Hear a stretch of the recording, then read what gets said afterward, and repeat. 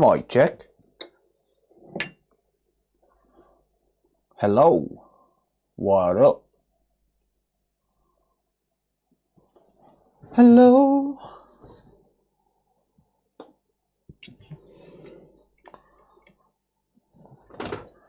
Right, let me just load up my chat windows, bear with me.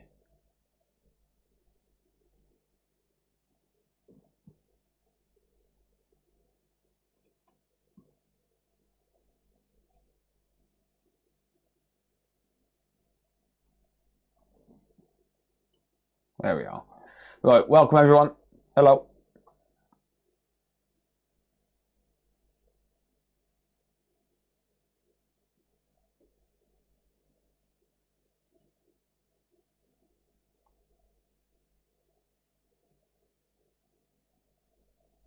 Are we actually live yet? There we go. Sam, how's it going, mate? How you doing? Right. I have a Nintendo Switch on the bench to start with. I need a donor board though. There's one.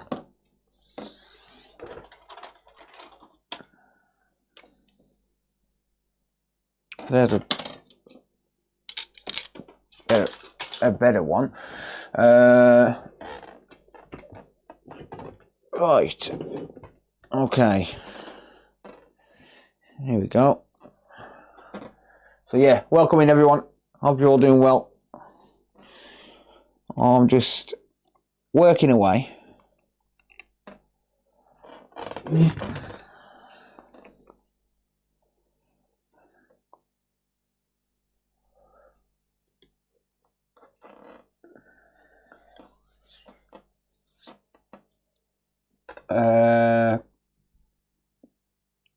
Kalschnikow.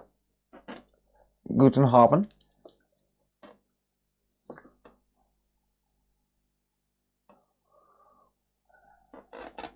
Been a while, how you been? Yeah, I'm good, thanks, mate. How are you? I've been streaming a lot more recently. How you doing, buddy?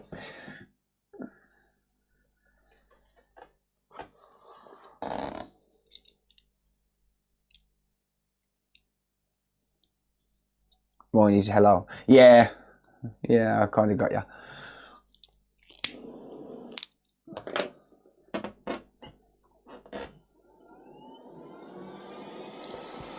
Germans, even saying hello sounds angry. Guten Abend, moin.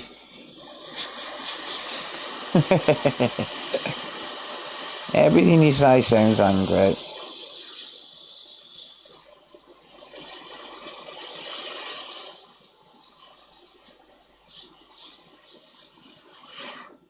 Alright. Just pulling a donor chip off for now. Greetings from Russia. I don't know how to say hello in Russia, but hello. How you doing? In Russia, I mean in Russian. That's what I mean. Starting off with a nice early reball.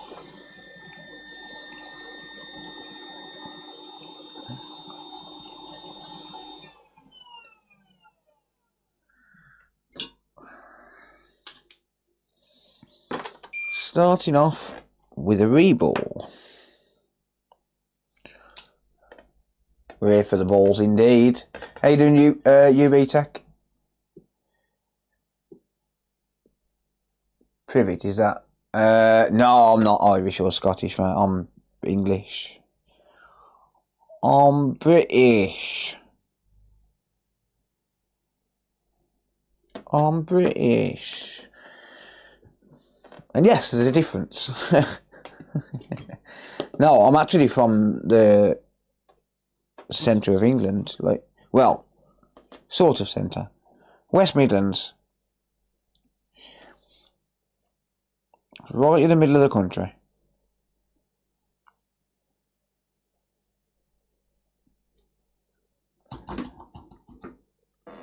A bow. A bow.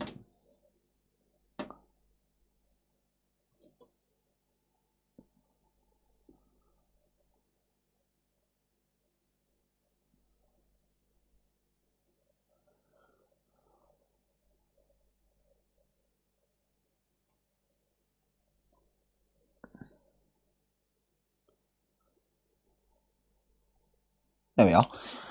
Beautiful. I've been to London once. I've been quite a bit. I don't like the place at all, to be honest. I hate London. One of the worst cities to visit. Like, if you want to go to the UK, I don't recommend London. I mean, yeah, sure, you can see like the Buckingham Palace and Tower of London and all of that crap, but if you want to go, if you want to see the real Britain, go to the towns, like go to the small towns far away from London. That's where the British people really are. You have to flash it. No, it's just it's the power management chip for the CPU on a Nintendo Switch. I think it's Max 77812. I think it's one of the Max ICs. Can't remember which one. There's about 5 of them. Right. You will see a little bit of quote damage on this chip. It's just paint. So there's paint on top of the chip where the markings are. 77621. Oh, whoa, whoa, whoa, whoa, whoa. Where you gone? Where you gone? Where you gone? Where you gone? Where you gone? Hey, there you are. Get here. Get here, you little bastard. So I was working on a switch last night and I was just about to no-fix it. Customer worked on it himself and he's partially sighted, so he's damaged a few things, shall we say. And I was just about to no-fix it and then I saw this chip damaged. Oh, you're good, angry biker. You caring for your father is now slowly dying. I'm sorry to hear that, mate. I'm sorry to hear that, mate. No, you do you, mate. You take care of yourself, buddy. Lock, Stock and Two Smoking Barrels. Great film, yeah. Yeah, I'm good, Ryan. How are you, mate? You guys pronounce the T. Yes.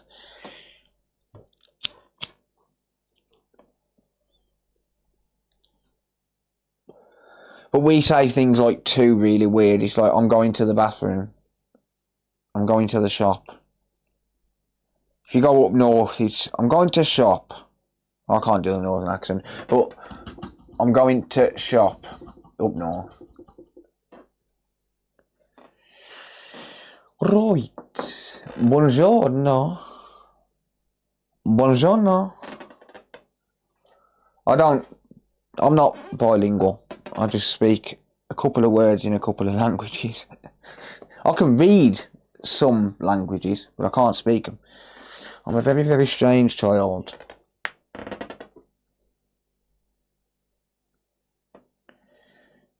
Right then, laddie. Right then, laddie. Right then, laddie. Alright, mate, how you doing? That's a Dudley accent. Yeah, alright. How am ya? How am ya? Am ya alright?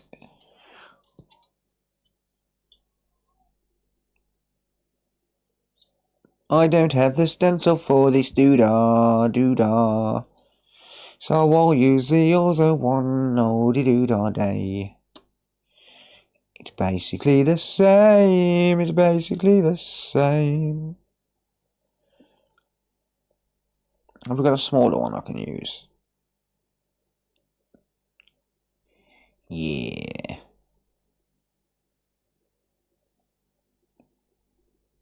There we are.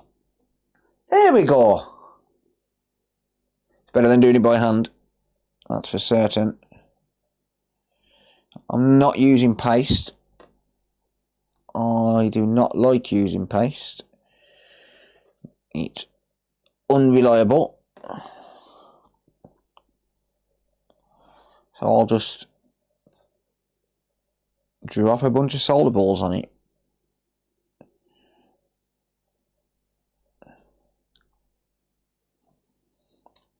Solder paste is too unreliable for my liking. Even more so when I'm selling reballed chips.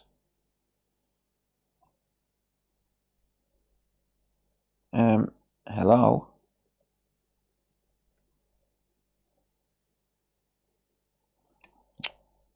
so I think I'll place them manually. I think my solder balls are very slightly too big. These are 0.3 mil. Yeah, they're too big. They're too big. Let's use 0.2s. Oh, now they're seating. Alright.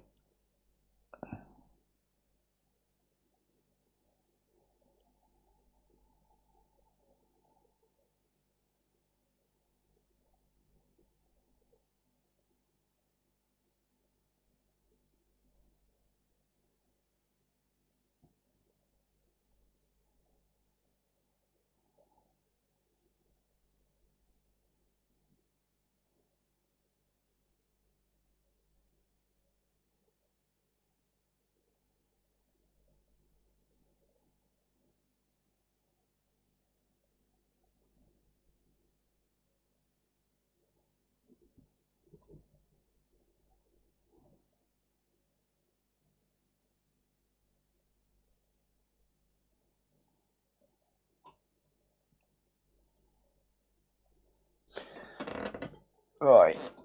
Let's knock my airflow right down.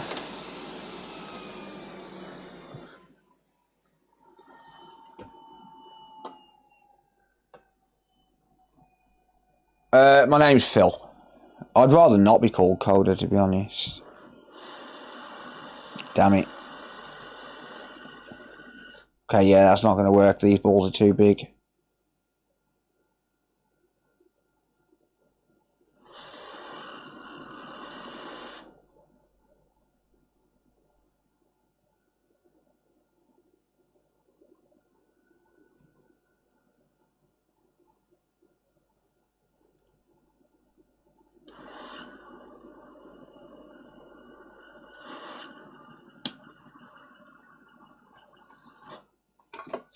Yep, those balls are too big.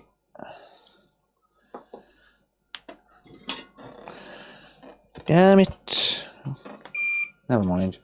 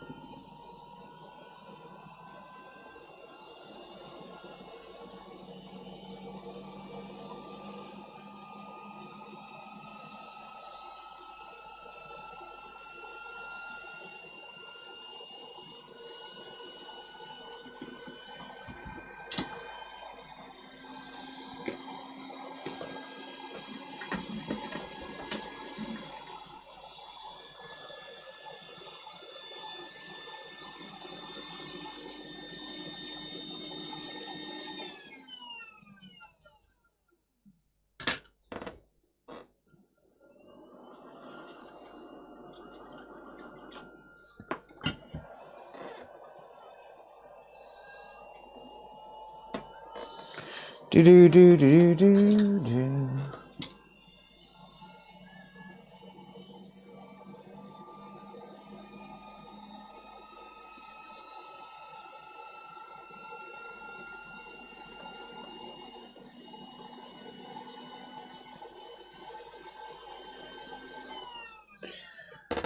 The Series S and X use the same extent of CPU and RAM. No, the APU on the Series X is a lot smaller than the Series S. A lot bigger than the Series S.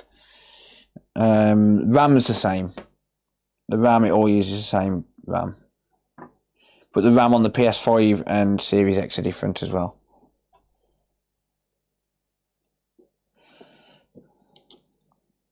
It's probably worth noting.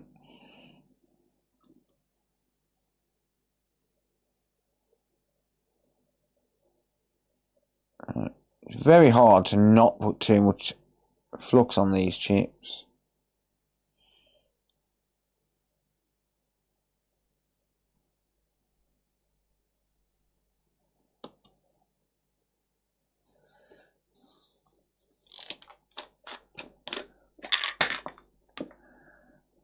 How's it going, Felicius?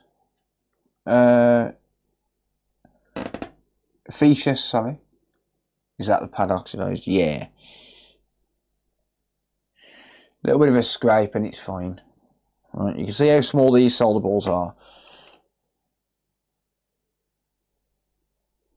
compared to the other ones. Size of the balls don't matter as long as you're going to contacts on every pad.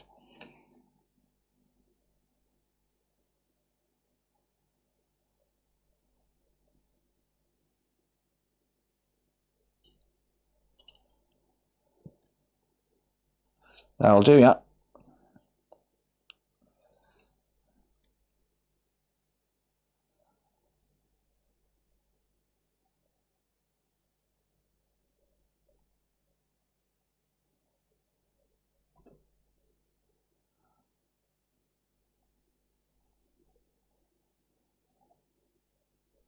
These ones are 0.2 millimeters, so that's a fifth of a millimeter. Good morning, Tio. Been watching the channel for years, always great content. Thank you, buddy. I appreciate you, mate. Yeah, welcome everyone. Who else we got in? We got Ian, we got Felicius, we got Smoker, Random Retro Plays, Angry Viking Biker, Kalashnikov, sorry. Sam, Nordic Soul. Yeah, so I've repasted stuff, yeah. I've repasted a few MacBooks, yeah. PC, Nordic Soul, UB Tech, TO. Have I missed anyone? Sarah, Dennis, Ryan, Belek. Hello from France, sorry, missed you.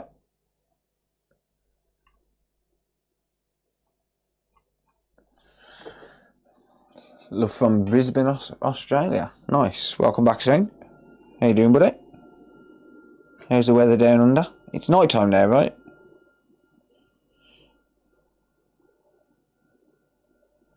I say how's the weather down under like they ever get rain. Lucky bastards. Flow, my pretties. Flow. There we go. Beautiful, mate.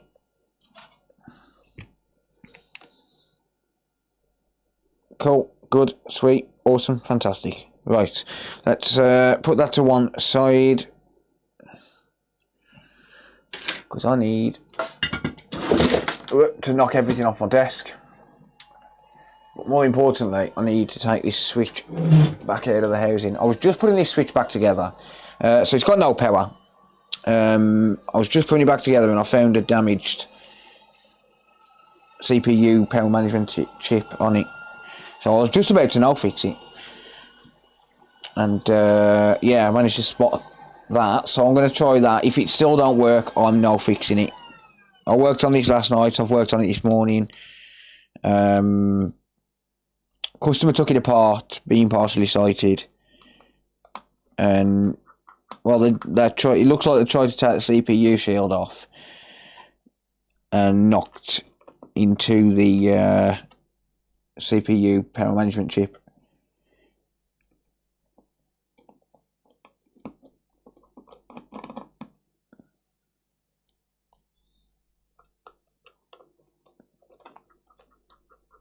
(23°C). Damn.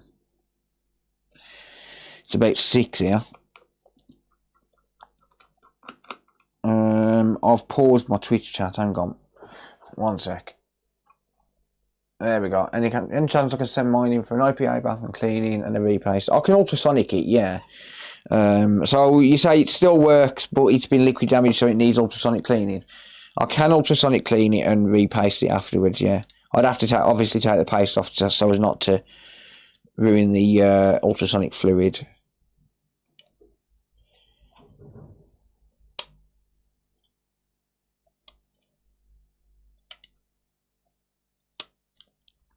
So if it was just a clean and ultrasonic, I'd probably charge a 40 quid bench fee for it.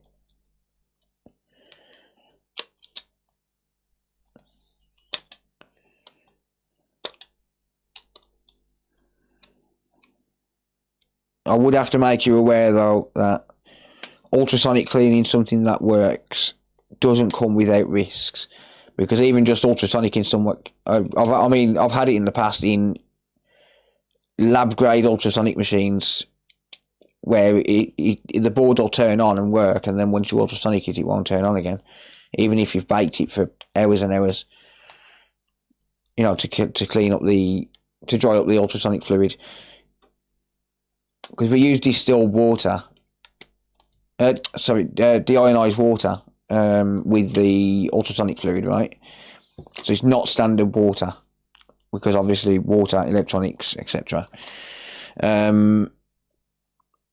So we use deionized water, but then we have to bake the board afterwards for at least 2 hours. Buy my boiler because the boiler failed. Oh, yeah. Okay, mate. Yeah. I can certainly give it an ultrasonic for you, and get it all nice and shiny again. I use Allendale ultrasonic cleaning fluid, so.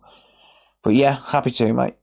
Right, so this is the damage that the customer did. Oh, hang on, you can't see because I'm a shit YouTuber. There you go. There's the damage that the customer's done. That's what I've found. Whether there's any more issues with this, I don't know. This is all I'm going to be replacing, but there's a nice chunk taken out of this chip here. So I'm going to replace that, and hopefully it fixes the issue.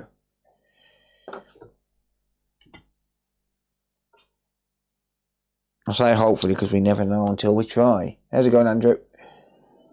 First time catching you live, love the vids. Just a question. I have a Series X that crashes on random games. It's not a heating issue. Yes, all too often, mate, and we normally end up sending them back as no fix because it's normally a APU issue or RAM issue. Unfortunately, figuring out what RAM chip it is when it is a RAM issue is very, very difficult. Right. Take off the NAND. Get rid of that. Don't want to keep the NAND on while we're doing work in this area. I am going to be removing this connector as well. Actually, technically no, I'm not. Not until I know that it doesn't work. Because if it works, it's less work that the customer's going to pay for. Because he damaged that connector as well.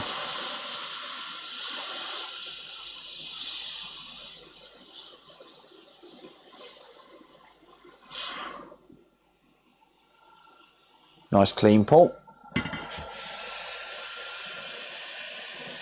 It's only COD. Yeah, no worries. I mean, it could be an SSD issue. Have you tried deleting? Have you tried factory resetting the console at all? Like a complete wipe, factory wipe?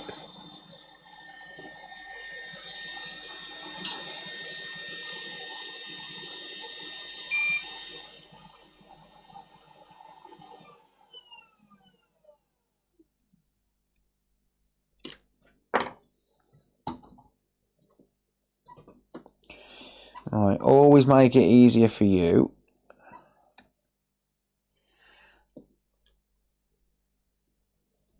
How's it going, Superface? Chase, how's it going, mate? Long time. How's the YouTube going?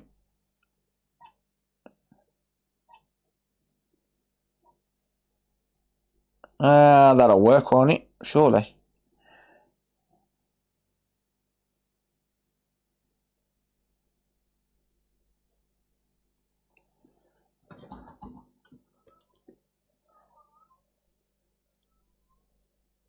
Have you got any PSU screws, the long ones? Probably somewhere, but I would have to find them.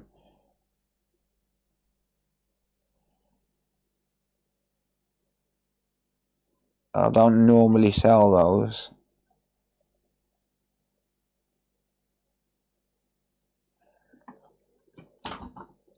If I've got some, I wouldn't sell them. I'll just if it's just a couple of screws, you just cover postage and I'll send them here. If I've got some, that's assuming. I wouldn't sell them because they're not really worth anything. So I'm not really losing anything by giving them away.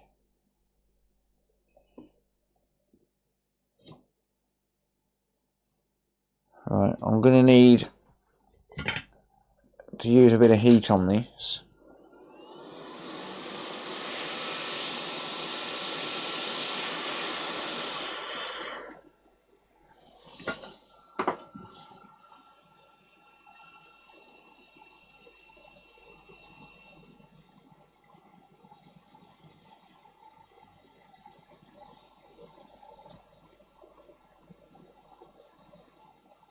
There we are.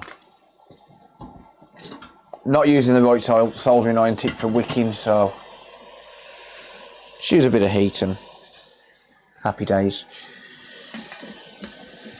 Save switching tips and stuff like that.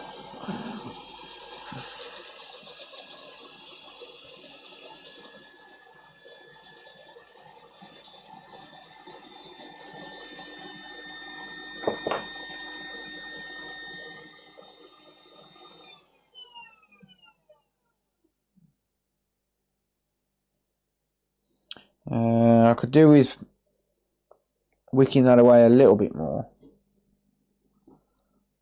You like that solder tip? No, it's shit. It's absolutely crap. I don't like bevel tips. Chisel tips. I'm not a fan of them. I use it because it's small enough to do the work I need to do.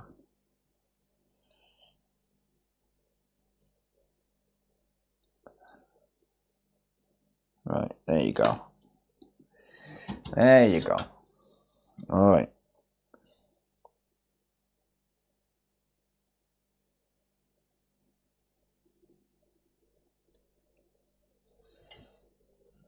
Now, I've got to figure out the orientation.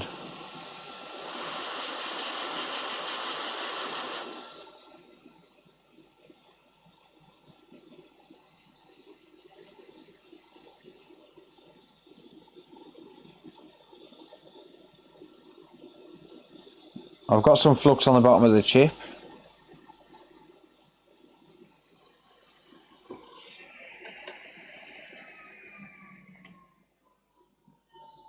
I've got my airflow right down to 1%.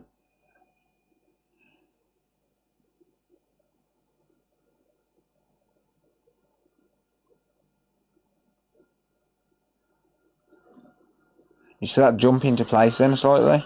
Hey, and then jump straight back out when I use hot air. I'm going to remove the nozzle.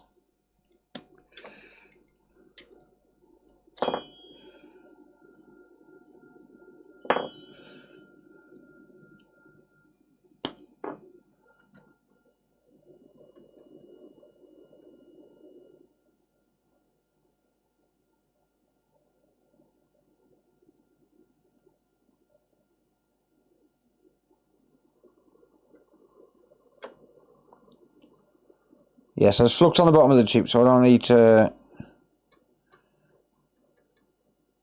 put flux on yet.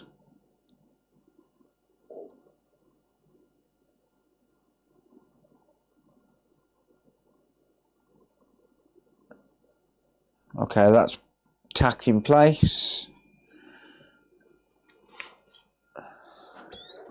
So now I'll add some flux and solder it with a nozzle.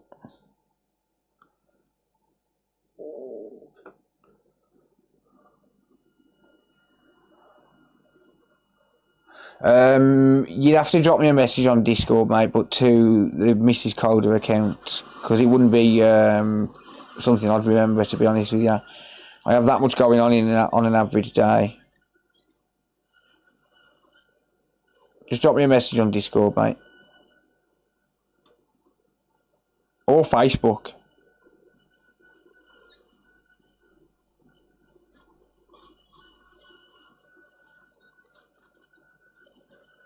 Find me on Facebook on my real name, Philip Danks. Philip Danks, PHILIPDANKS.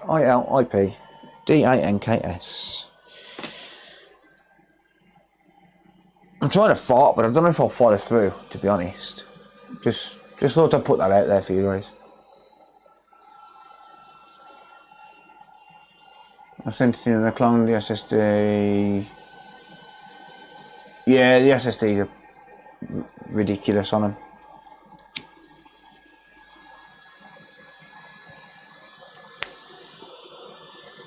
Sarah, are you still in chat?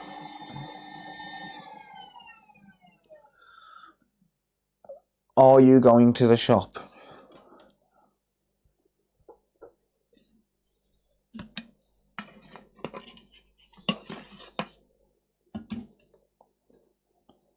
Yes, you're in chat, or are you? Oh, yes, you're in. Oh, yes, you're going to the shop. You were sending anything? Take my bank card and get me a couple of cans of Red Bull, or send him with my bank card. Sorry. Which profile photo is it? I don't actually know. To be honest, I don't really go on Facebook that often at all. It's very rare. I'm not a fan of Facebook. I'm not even logged in on my PC, look. Look at this. Not even logged in. That Facebook link is there for Sarah and that's it. Right, it is.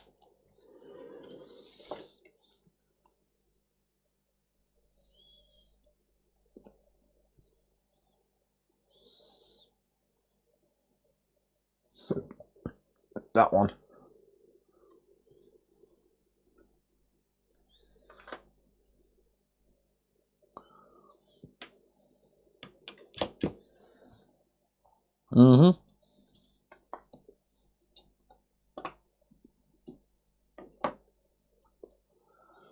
Right, see if she turns on.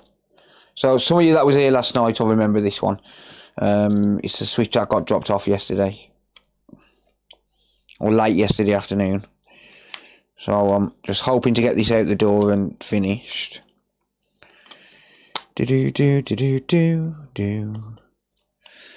Right, let's just give it a quick test.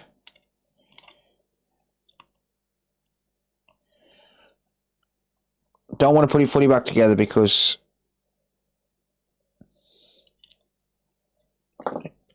if it does work, I need to test the SD card.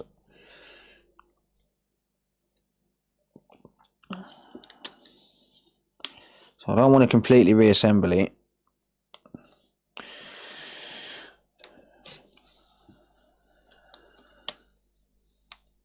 Backlight? Fuck! No, no backlight. Motherfucker. Oh yeah. Facebook sucks. I agree. I only really use it for advertising and that's it. There's the fart. I've been waiting for that to come out. Come on, you all know I don't give a shit. Ah, this sucks. Yeah, so it's charging a battery. The battery's actually charged up to almost full. It's on like 4.7 volts. It's charging a battery, it's just not turning on. Yeah, 3.971.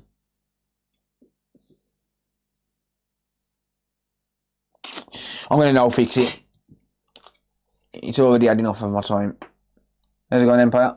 You sent me a message. Let's have a look.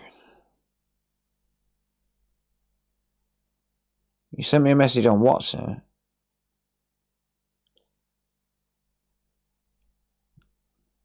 Where have you sent me a message?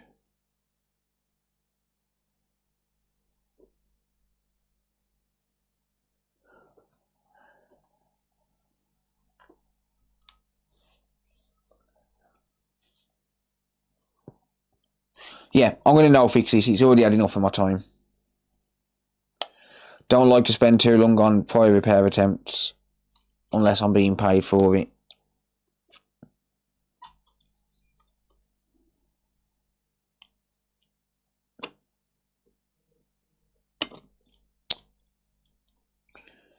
Lovely. Alright, phone, calm down.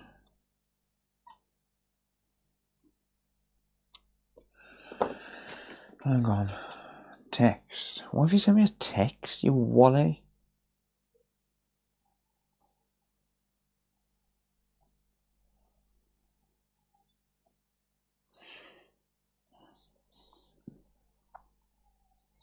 Over 500, sir.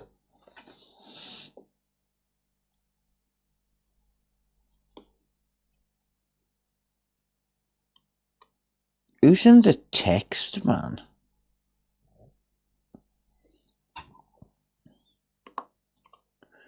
She could have just asked me on Twitch and I could have just replied. She said, how much is on the card? I don't keep money in on my card normally, but I had a few hundred transferred this morning, so I haven't locked my card out yet. But it's a brand new card, so no one's got the number anyway. The card only come day before yesterday, so I haven't locked it out yet. So yeah, she sent me a text saying which is on the card. Could have just asked me on there. On here.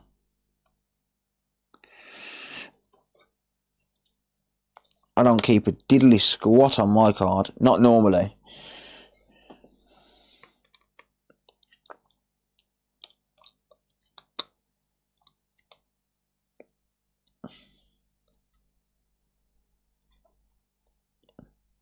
Especially after last week.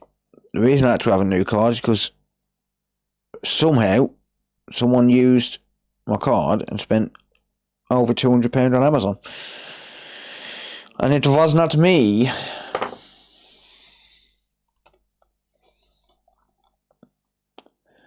So I immediately blocked my card.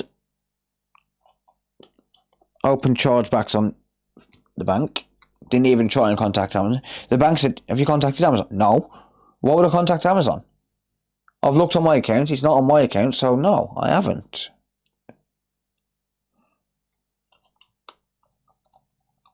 Just deleted my Facebook, it's a pile of shit. Good. I only really use it for advertising. So I'll take Cody to the shop. Yeah, if you want. No, he's going to want everything. Actually, yeah, go on, you can take him to the shop. You can get him some sweets. Don't spend too much on him. I'm broke. I'm fucking skint, mate. Know what I mean?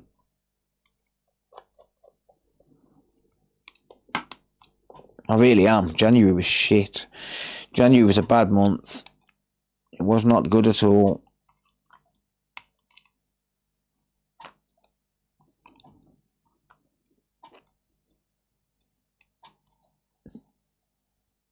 He'll buy loads of sweets. Don't get him loads. You can get him some, but don't get him loads. He's going to want a magazine, isn't he? Right. I'll tell you what you can do. You can make me a quick coffee, because I'm coming in the house in a minute to get the next job. You can make me a quick coffee and bring the laptop out of the queue. That laptop that's in, the no power one. I'll be working on that next.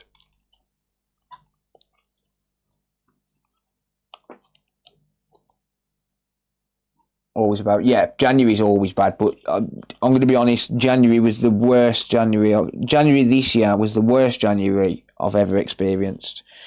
Like, it was real bad. Like, I've never seen it that bad.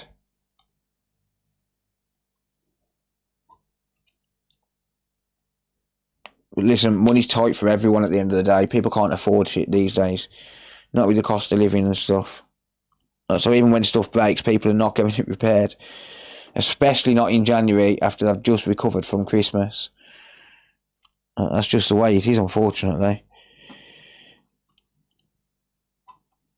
But then I had a customer the day before yesterday. He brought a PS5 controller.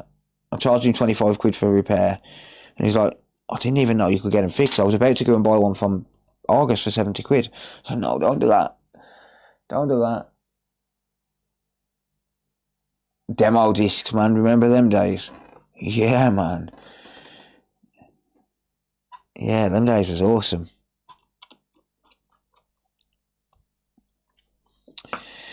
Right. So yeah, unfortunately I can't really spend any more time on this because, well, it's a no fix. There's too many unknowns.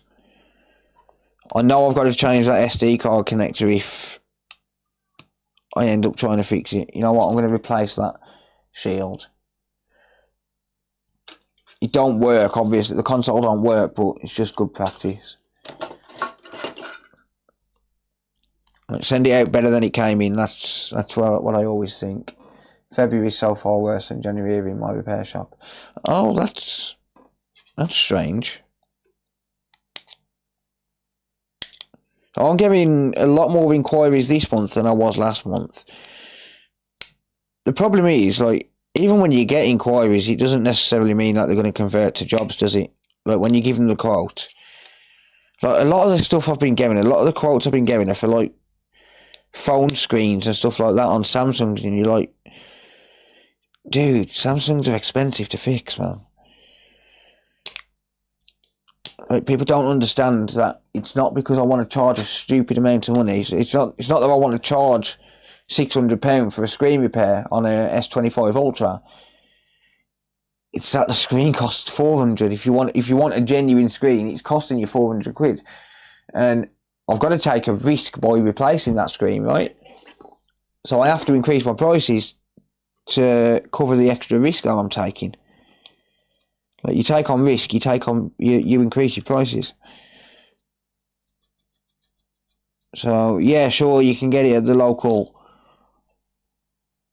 repair shop for 30 quid labour, where they've got all of the right tools and stuff like that, and you might get it back in a working condition. But if it breaks, they're not going to take responsibility for it, that's for sure. If it breaks, they're going to say, yeah, sucks to suck, you still owe us the money for the screen. That's what they're going to do. Right, I'm going to put paste on it because good practice. And you know what? It might start randomly working. I had one the other day start randomly working after being sat in a drawer for 3 weeks. So, no, not in a drawer, in a box, sorry. Waiting for the customer to pay his return postage.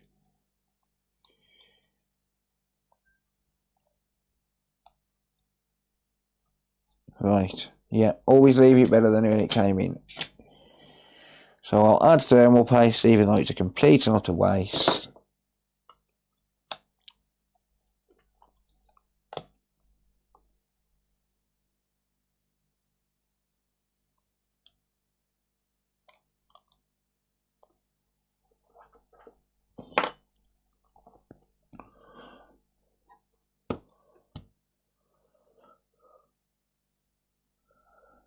Until the repair costs, yeah. Yeah, OLED's all well and good until you break the thing and you ain't got insurance on it. And it suddenly costs you 60% of the device cost.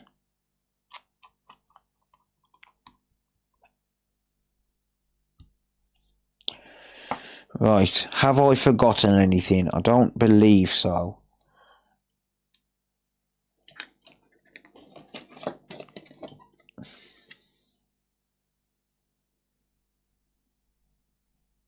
But it's not turning on. Lovely. Oh well. Not a lot I can do.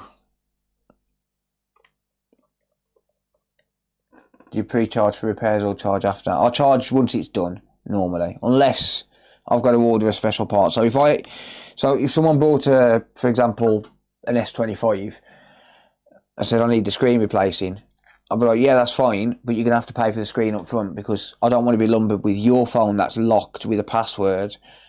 If I've got to make a special order for parts and it's anything more than £10–20, they've got to pay up front for that.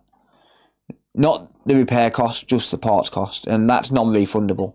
If I can't fix it, it's still non-refundable.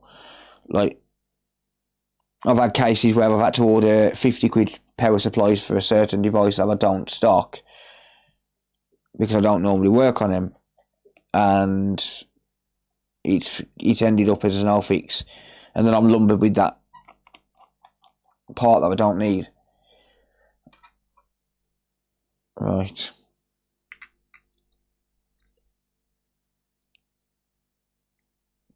Don't know what I did with the customer's SD card reader.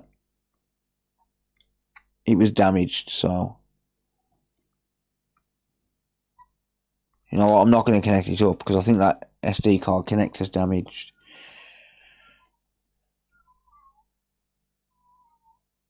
So I'm not going to connect the thing up. I'm just going to leave it like that.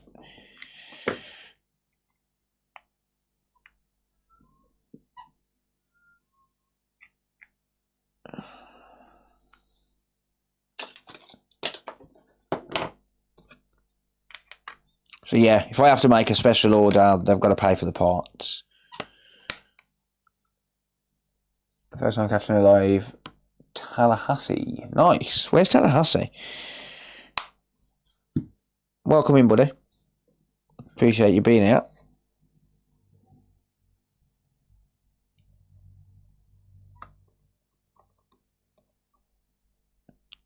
Oh, one of these threads was knackered, wasn't it? That's right. I remember now.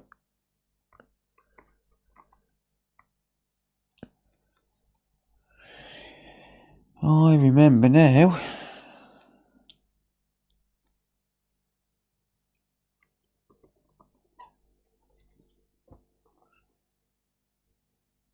Florida. Okay. Well, welcome.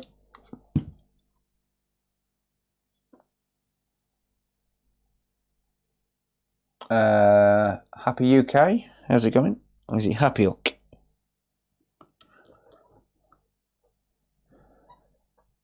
Samsung service packs are fucking expensive but worth it. Yes, they are. But yeah, they are expensive. They are fine. They are great because it's not difficult to replace the screen. You've got much less risk. If I'm buying a service pack, then I'll normally charge a bit less because it's just a case of taking all the parts out of your phone and dropping them into that one. You haven't really got that much risk on damaging anything, or you shouldn't have.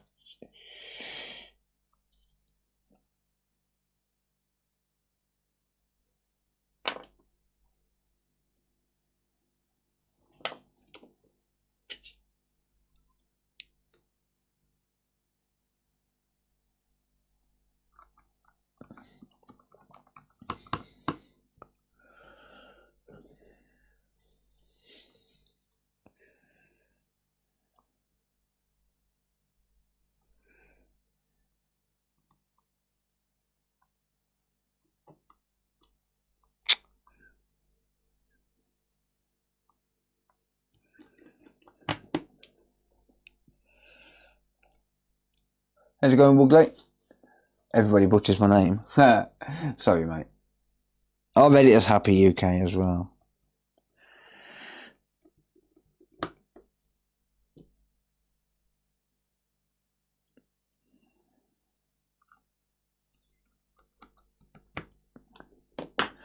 Right, okay, so yeah, this is going to go back out as a no fix, which is unfortunate.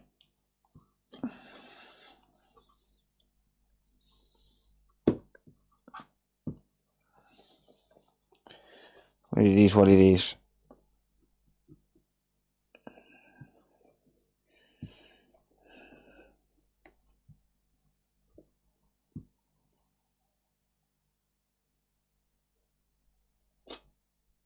There you go.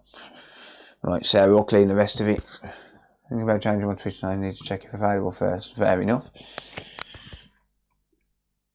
Do you service gaming laptops? Third time the charm. Didn't I answer that the other day, mate? Yes, I can. Yes, I can, mate, yeah. I thought I answered that. Mediman, how's it going? Switch is easy to repair, so it's likely IPU. No, it's just, the problem is he's damaged something, like, because I found a damaged PMIC. The CPU PMIC. It's going into RCM mode, so there's just too many unknowns at this point. But I did find that damaged PMIC. Oh. Happy Ook 312 just resubscribed for 5 months. Happy Ook. See? TTS got it right. Happy Ook. There you go. Thank you, buddy. Appreciate you, mate. Oh, you suffer with ads? Ah, sucks to suck. No, it wasn't. It's not an exploitable switch. I did try that. I tried that on Tegra RCM GUI earlier on today. I tried injecting a payload and it was stuck on the orange screen. So, nah, it's just not worth carrying on. Oh, fair enough. I like it. Well, if I wasn't a broadcast, I'd pay. Have you got Amazon Prime?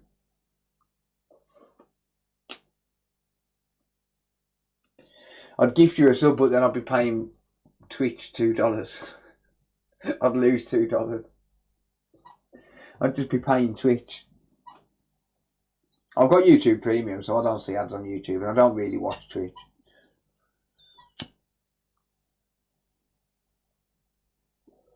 I watch one poker streamer. I don't really watch any streamers, to be honest, anymore. Scamazon can Scamazon. Yeah, I agree. Sign up for a free trial and then subscribe to Twitch. I won't get any money from it, but not from a free trial.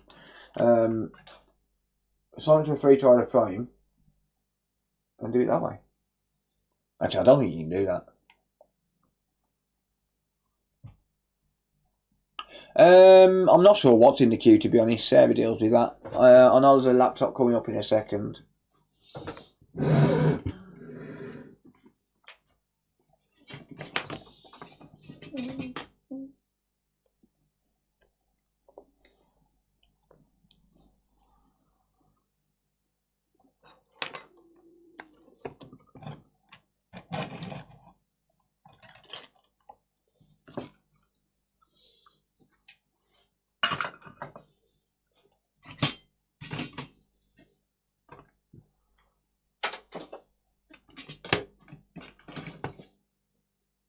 I just thought I'd stream my day. I've done my orders, so I just thought I'd stream the rest of the day.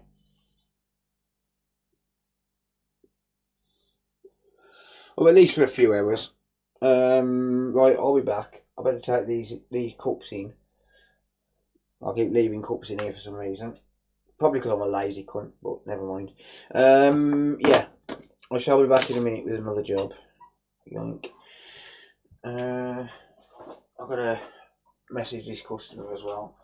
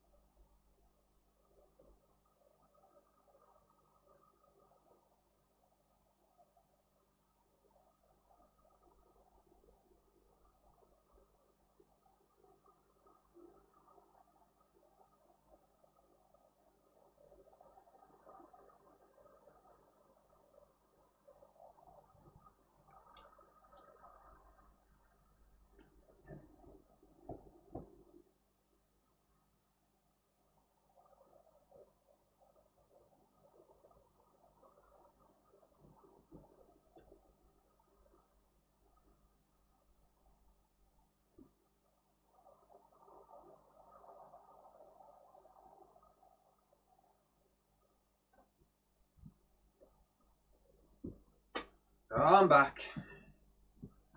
Damn, it's chilly out there. It is chilly out there. Right. Sorry guys, give me a second.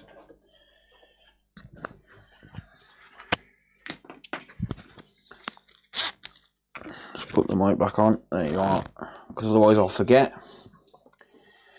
As I always do. Too many fucking cables everywhere, man. Way too many cables everywhere. Right, okay. Bear with me a second. I'm just going to get rid of them solder balls and move some of these out of the way. Get rid of them solder balls.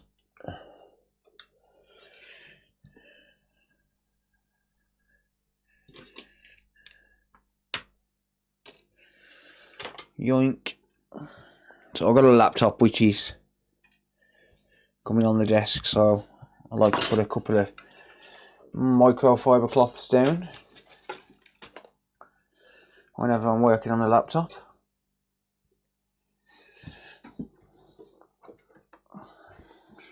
Alexa, turn on the heater. Okay. Good bitch. Right, okay, so this is a Dell laptop. What is it? It's a Dell 7000. Excuse me. It's a Dell 7000. Twitch just running 15 seconds behind YouTube. Story checks out. Keep watching this one kill boards, and I don't know why. Because you love me. Oh man, it's cold. It's a Dell. Hello. It's me. So this one just says he thinks it has a short, basically. Unfortunately, no charger included. Does it have Type C? No. No, it does not. Because it's a Dell. Why would it have Type C? Why would they make it easy? Mind you, this laptop's probably a bit old to have Type C for charging. It's an i7, but it's got GeForce graphics, so it's not an up-to-date one. Windows 8, damn. Listen, people get attached to the stuff. Right, so no charger, so unfortunately I can't test it immediately. I'm going to have to power it through the bench power supply, I think. That's the plan, at least. Screws have been taken out the back. Oh, I bet I can do it from here, actually.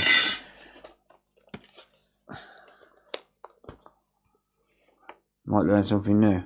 What, me or you? How did it get into the freaking thing?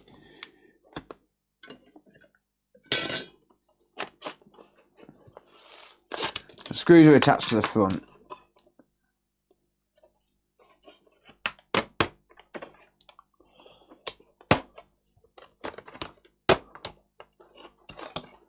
Right, I'm assuming the screws under here.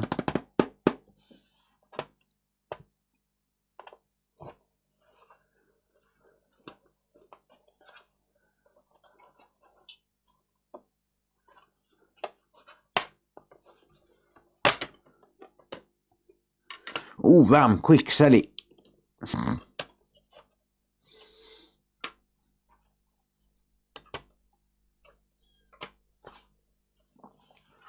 Quick, sell the RAM. Before people realise there's not really a RAM shortage. There's not. I don't give a shit what people say. There's no RAM shortage, alright? It's all a myth. Check under the battery. Yeah, there's going to be hidden screws somewhere. Problem is, I don't know what screws have been taken out, so...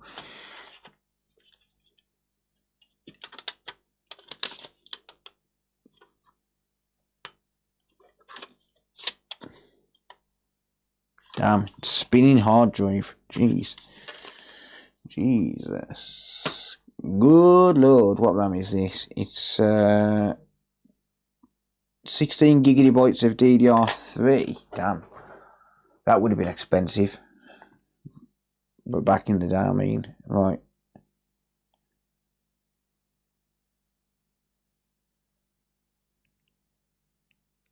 So I'm just replying to a customer.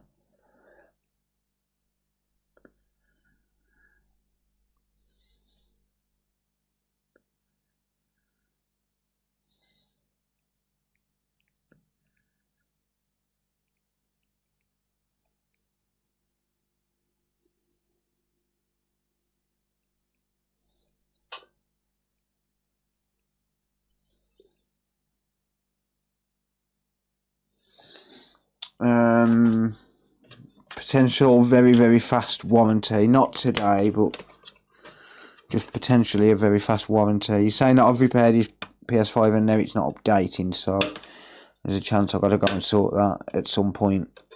Maybe tonight or tomorrow. I think it was one that I did in the van. Right.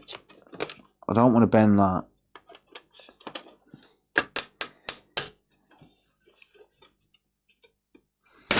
There you go. There's a reason I don't want to bend it, because there's a very flimsy piece of plastic right there. I don't want to be bending that shit. That's why I didn't pry up on it and pull it. Because otherwise I've got to replace the what do you call it? I'm going to put this RAM back in quickly. We don't need the hard drive for testing things. We'll put the RAM back in. We do need the RAM for testing, so yeah, right. What power does this take? I'm assuming 19 volts. 19.5 volts, 3.34 to 4.62 amps. Okay, so I'll compare that from the bench supply. Cool.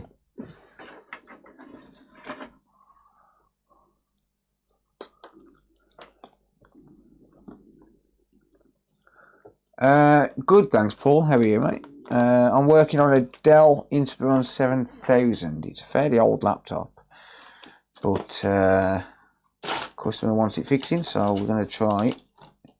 I believe it's got no power. I'm going to need to, like I said, power it from the bench supply. So power comes in there.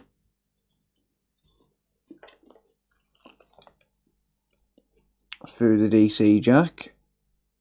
Where's it run down to? Because that's the LCD cable there.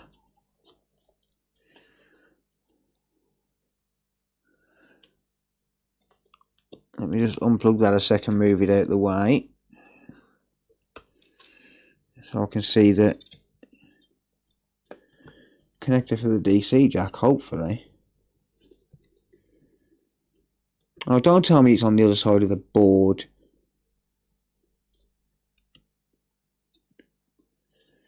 I don't have a charger for these, that's the problem.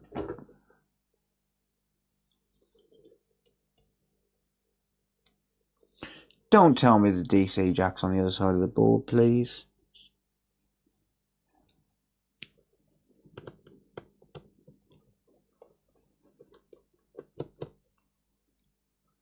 It's going to be such a bad design if it is.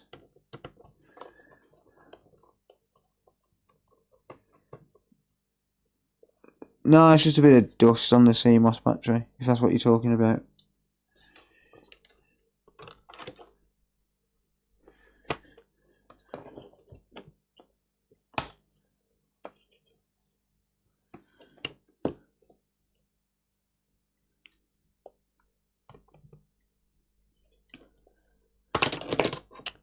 Prick. Trying to bring the laptop hinge up.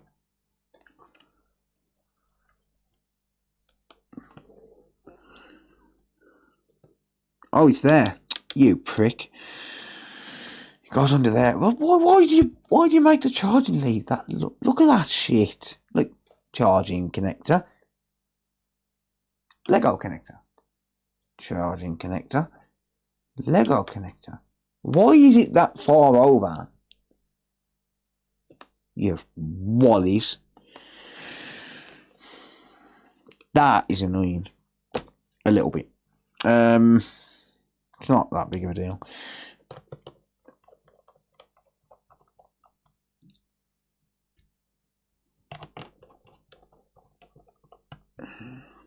Right. Should have just looked over the board first.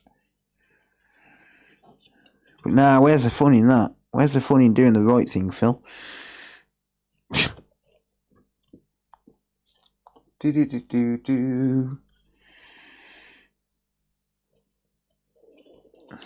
Oh, I need to do an oil change on my car and van soon.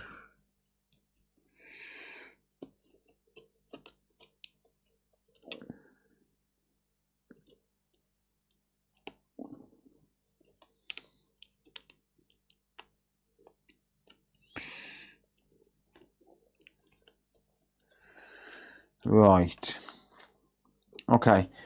So let's check first of all, before we do anything, now the battery's unplugged, let's check for a short on 12 volt, on 19.5 volt. 0 ohms. 0 ohms. That is dead short on the main DC in. It's probably going to be one of these MOSFETs or a diode. Oh, I can see a spot on this diode here actually. Let's have a look at that. Alright. Hopefully this is a nice easy one. Did I see a dot? Yes, I did. I knew I saw a dot, look. Right there.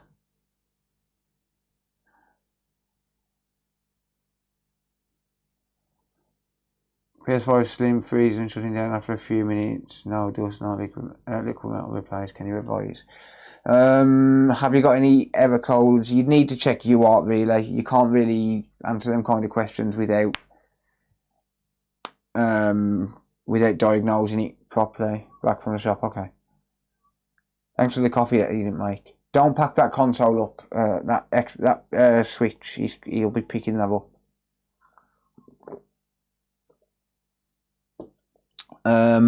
Right. So yeah, I've just checked 12 volt DC in. Not 12 volt. I'm used to saying 12 volt. Sorry. I've just checked DC in. That's the wrong probes. They're not even plugged into anything. I've just checked DC in, and we're getting dead short on DC in. So what I'll do next, I'm assuming it's probably going to be this diode here, right?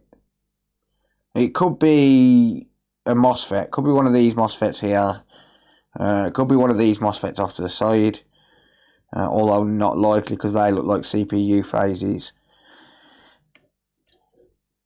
or GPU phases, one of the two, so it's not likely to be them, but there is a bit of a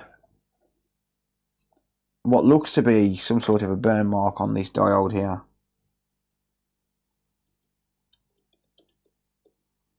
So it could be that diode.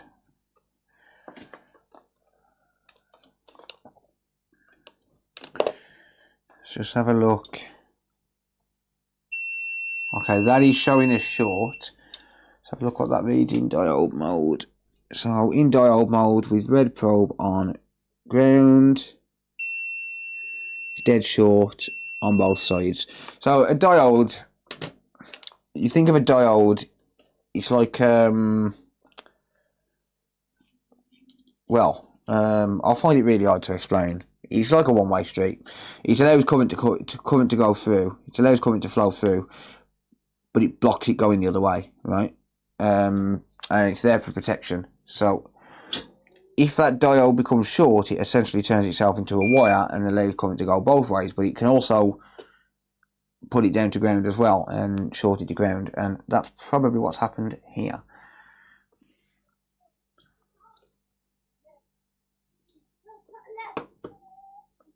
What does Cody want? What he wants, sir? A one-way street, yeah. Yeah, Daddy. What? Oh, you got... Floor. Oh, lovely. Cody bought Daddy a Red Bull. Thank you, son. Have a kiss. We spent 38 quid and bought Good more boy. in the bundle. Yeah. That's my own food. Alright. I better earn it back then, hadn't I? Aye? I better earn it back then. Yep.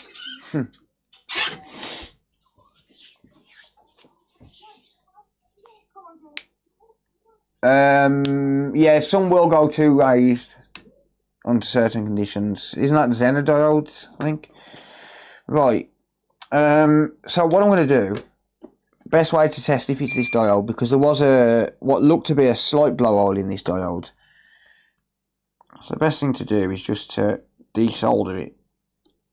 So I'm going to do that. I'm not going to use hot air, because I don't want to take the board out if I can help it. So I'm going to use the iron. I'm going to tin these pads. Come on.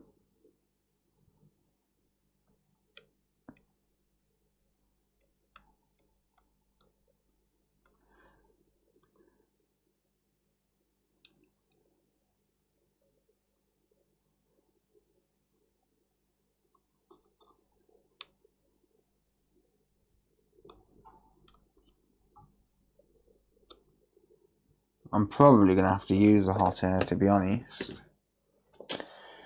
Probably going to have to use the hot air.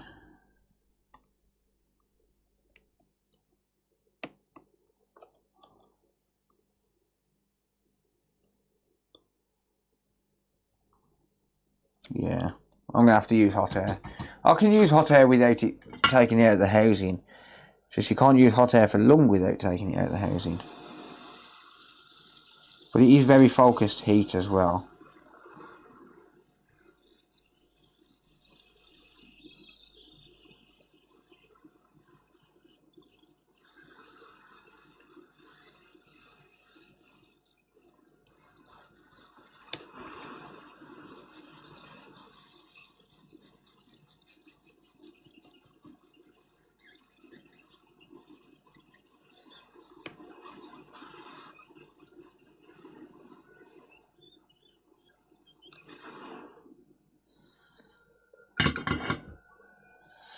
Okay.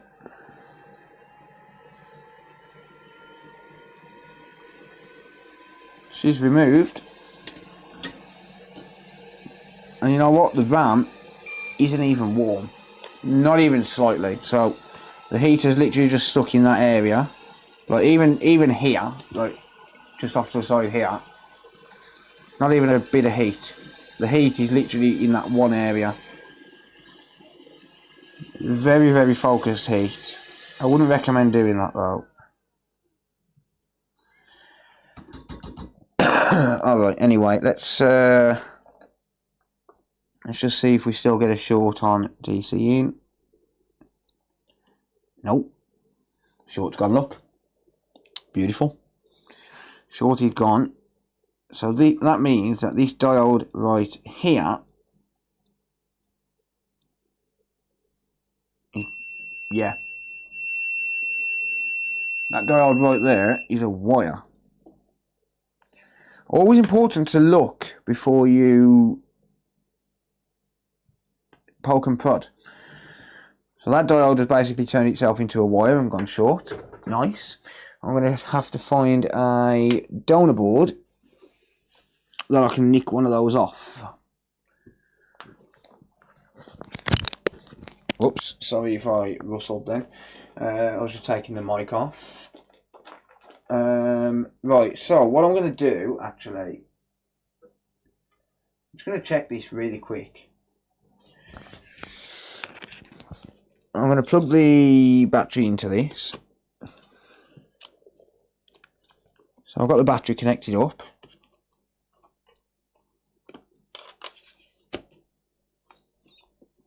And I'm just going to see if it wants to take a charge. So I'll start off at 1 volt just because I don't want to risk damaging anything if there is something else short. So it should in theory work without the diode, although it's not recommended to leave it without the diode, right? Okay, we get no current draw at 1 volt. So these red wires here are going to be 19.5 volts, and then these brown wires, because for some reason I've used brown wires, they're going to be ground, right? So start off at 1 volt just to make sure we don't get any weird surprises, and then I've jumped up to 6 volts. Still no weird surprises. I'll jump up to 12 volts.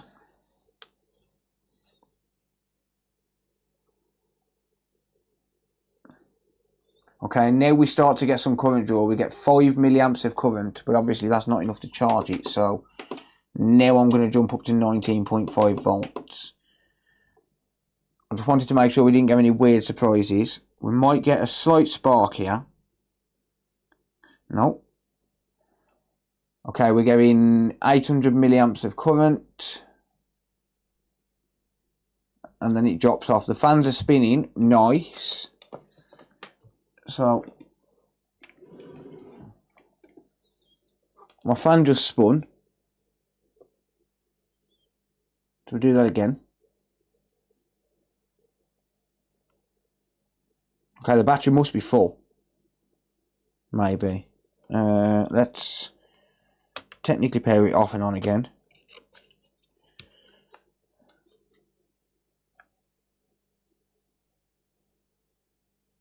Okay, is it going to jump up? No. Why is it not jumping up now? Is it because of the power in the capacitors? Maybe. We're only getting 25 milliamps. Or does it need... No, it shouldn't need another wire. It shouldn't need a sense wire. Actually, it might need a sense wire. Being a Dell. Might need a sense wire to actually power on.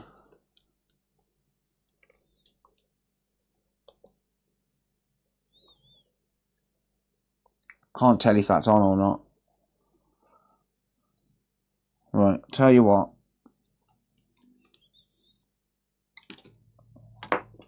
Problem is I don't have a Dell charger. Let me get a ground point. Right, is that grounded? We are going to get a spark if I do this. Yes.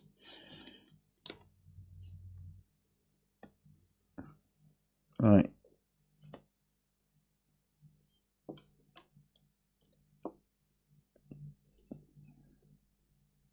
Okay, 800 milliamps, and then it jumps down. The fan did spin.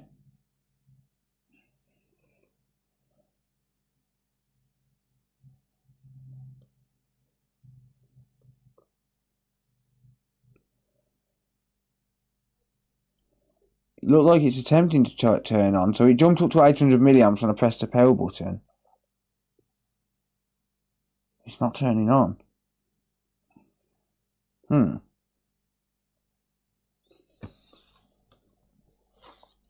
wonder if it needs that diode, or does it need a sense wire to charge it? Because I don't have a Dell charger at all.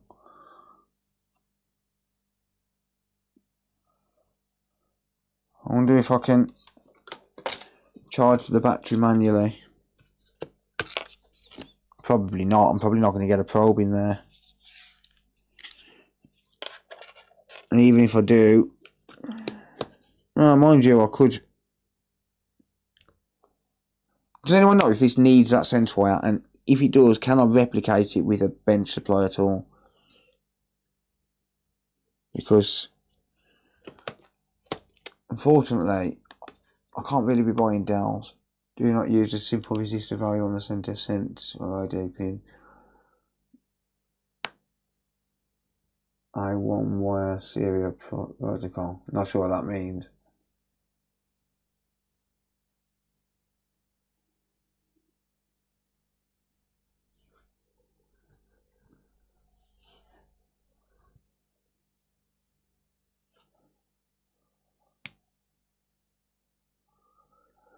Do these laptops work without the battery? I don't know. It needs an EEPROM IC in the charger. Shit! So I'm going to have to figure out how to charge the battery, battery manually then, aren't I?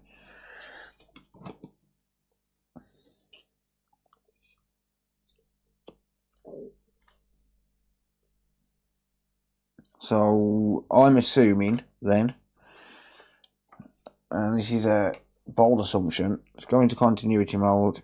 I'm assuming that's ground. Yes, confirmed. That's not ground, but why is it? Huh. Hang on a minute. That shouldn't be ground.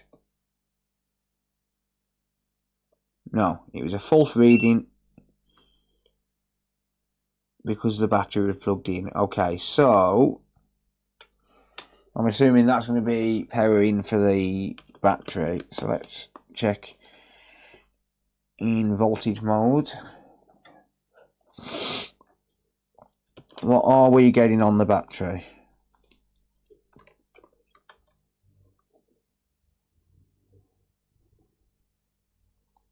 .8 volts. That's very low, isn't it, for a 14.8 volt battery?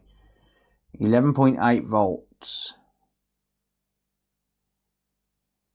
So I'm checking it on this resistor here. I'm assuming a shunt resistor.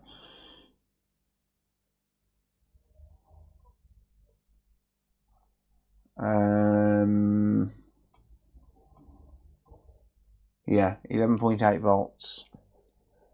So can I charge it manually from that? Because this is a 14.8 volt battery. I'll give it 12.5 volts.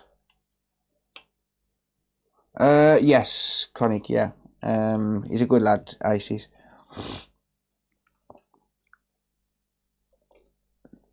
I assume this is going to be charging circuit for the battery. I'm giving 11.8 volts on it.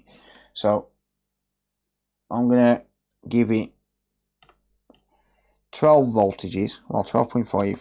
I'm going to trickle charge it because it could be that the battery is just completely dead.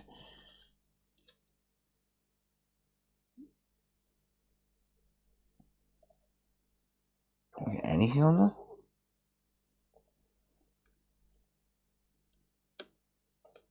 No. It's not taking a charge at all. Well, that's not good, is it?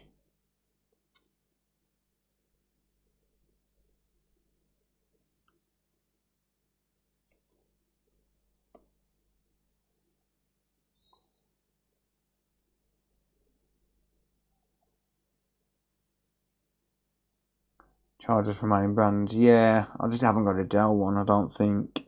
I'll have a look in my box of cables. Give me a sec. So I'm going to grab myself a smoke first.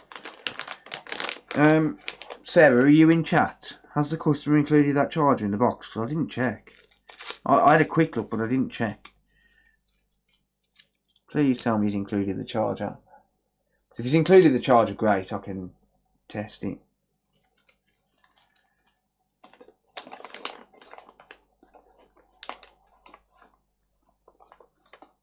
Got from a skip, damn. Yeah, I know Dell has two sizes, yeah.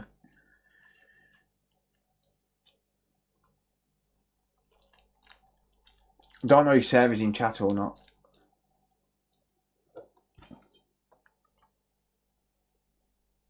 I'll phone her.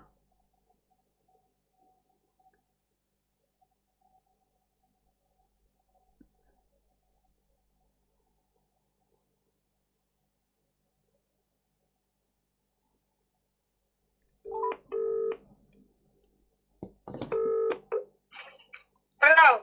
Hello, you know this laptop I'm working on? Yeah. Is there a charger in the box? Hold on. This box. Is it two laptops? No, the Dell, the one that said, I think it's got a short. Yeah. I've got the box here. Yeah, Yes, I'll put mixing the charger. Can you pop it into me? Yeah, I've got the charge to it. Yeah, pop it into me, please. Alright. Thanks. Right. Right. Saved. Charger's in the box. I didn't see it. Sarah's got it. Nice. So wait. So I guess we just wait a minute then.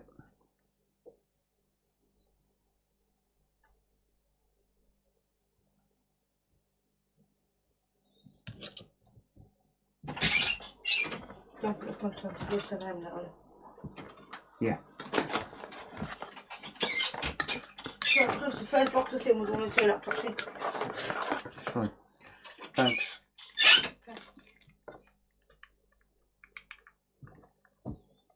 Okay. So it looks like he's ordered a replacement charger. So I better put my mic back on my chest. Looks like he's ordered a replacement charger because it's coming in an Amazon box. But hey, at least we have a charger, right?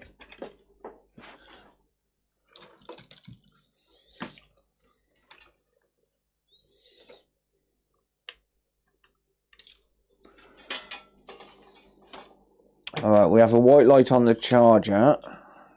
I haven't plugged it into the console yet.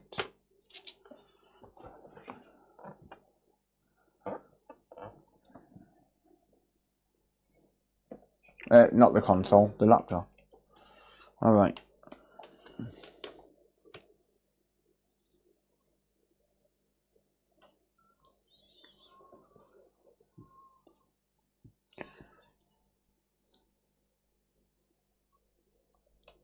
Fan spin. And a charging symbol. So I guess it needs that charger IC to actually turn on then. Let's have a look. Does she turn on?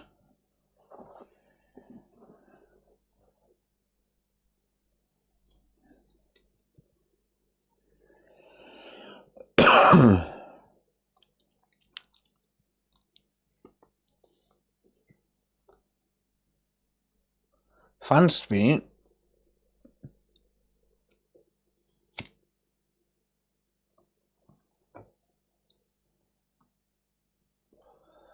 It might be doing like a self-test maybe. No, it's turning on and then shutting back off now. Right, so... Unless it's because the battery's just completely and utterly dead, maybe. Let's have a look at the battery voltage. Is it increasing?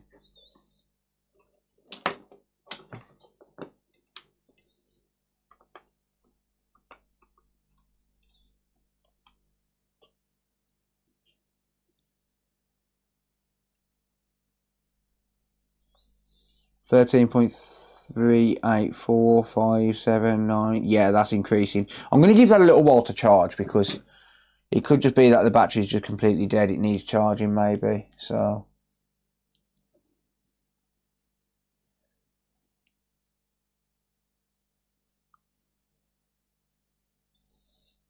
but once it's got some charge in it, I'll clear the CMOS if I have to. Oh shit, you know what? Oh no. Never mind. No. I did plug the LCD back in. So it's not that. I thought I hadn't plugged the LCD back in. The battery's charging. So I'll give it 5 minutes.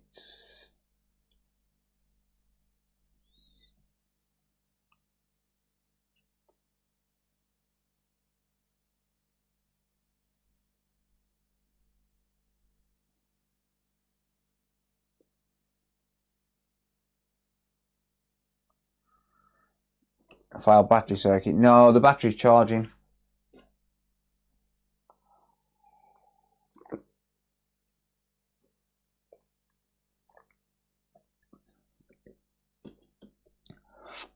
Unless it needs that diode. I'm going to get a donor board. While I'm waiting, I'm going to grab donor board and try and find a diode to put back on there.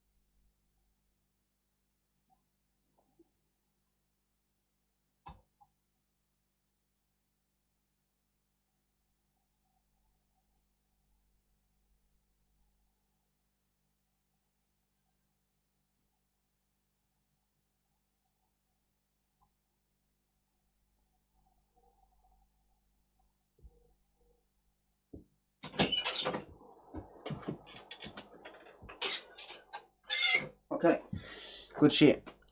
Got one.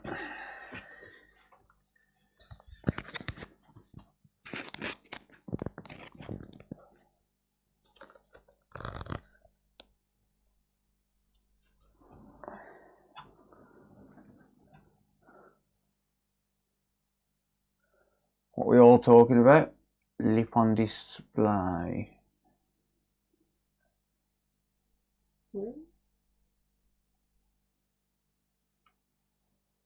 Not sure. Don't know. Right. Any more board getting warm? Yes.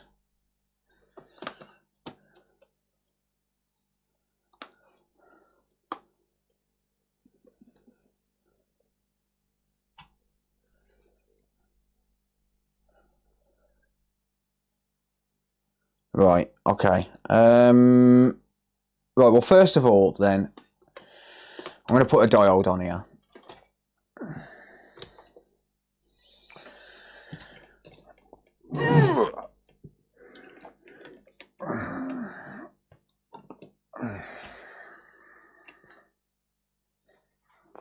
Yeah, first of all, let's whack a diode on here, shall we?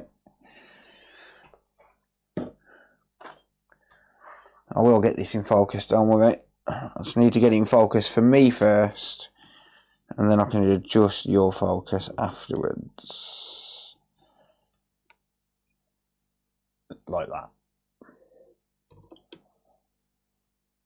There you go. So there's a diode just here I can use, I think.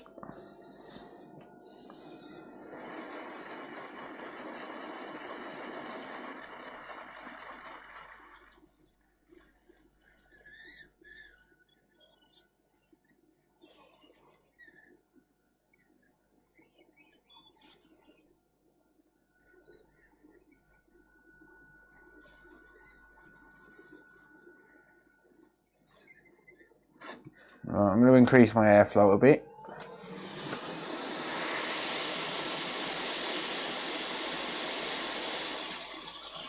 There you are.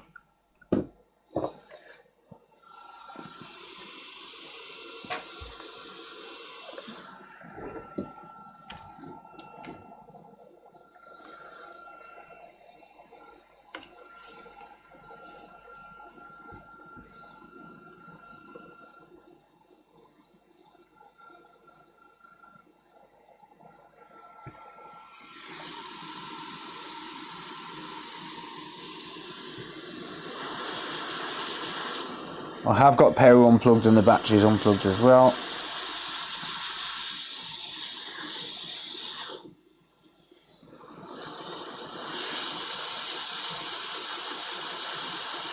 No!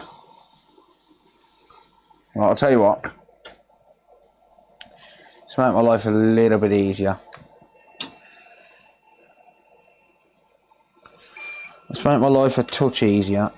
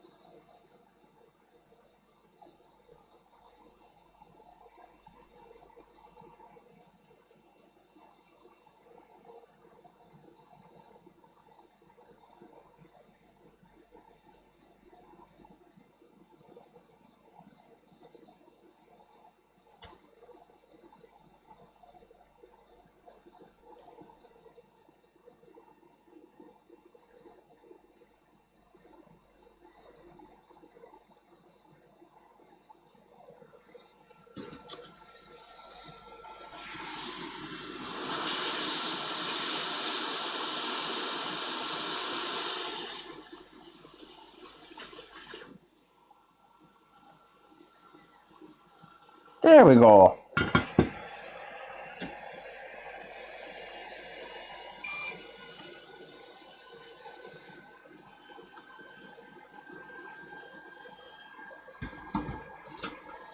Alright. Diode mode. Red probe ground. Black probe there. 0.55. Good. That is ground on the other side, so yeah, that was short to ground. Right, so I now have a good diode reading on there.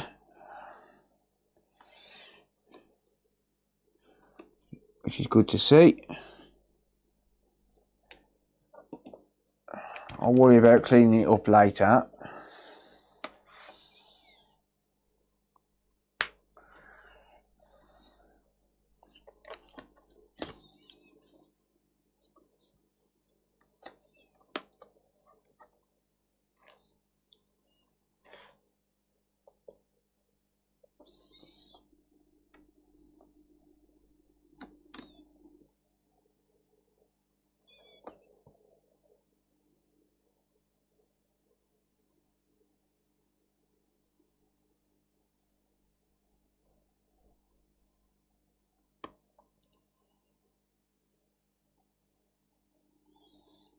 Right. It's just tried to power on and shut off. Oh, hang on. It's doing something. Doing something because the light keeps going on and off.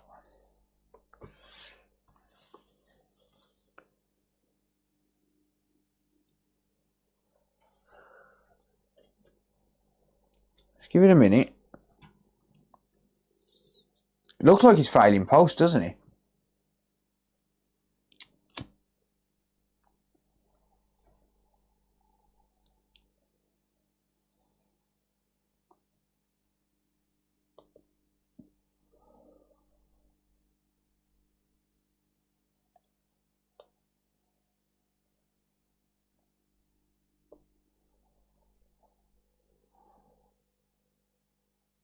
I'm not giving any lights on it though. There's no activity lights at all apart from the battery light, and that's it. So what's the deal with that?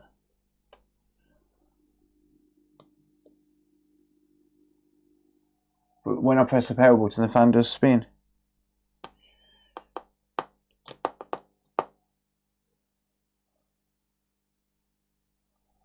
CMOS battery, could be. I will just clear the CMOS. It does look like it's failing post, to be honest. No, I refuse to damage another pair of tweezers.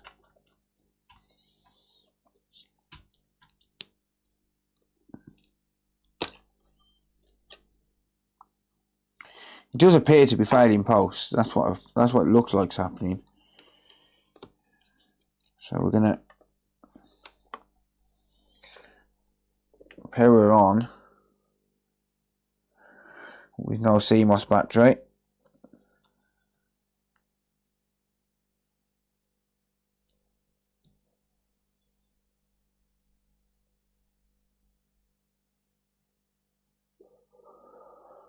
Nothing. Okay.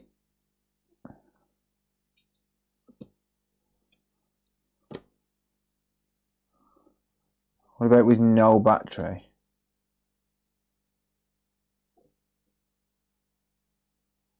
Right, it just shuts off.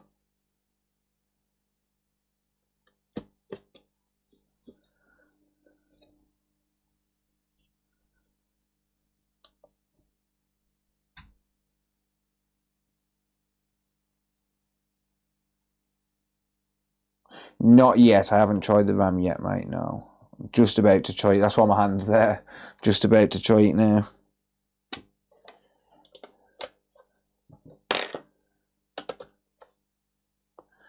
Alright, we'll try one RAM at a time.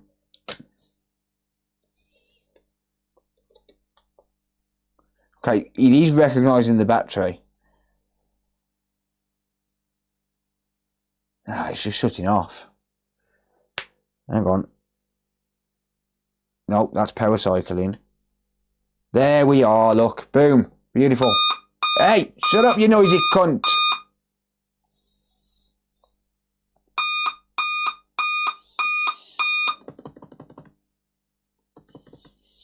Platform attack.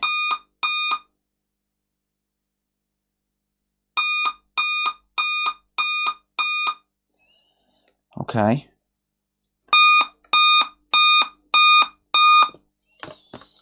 Okay. It's detected a platform attack. What's that, TPM? Is this even old enough to have TPM?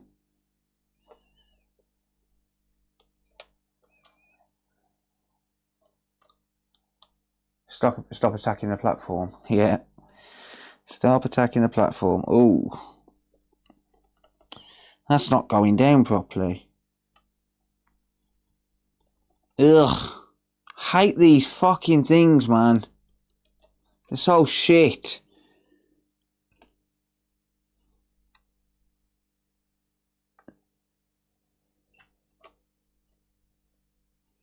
Hate these things. Don't make me change the fucking CMOS battery connector.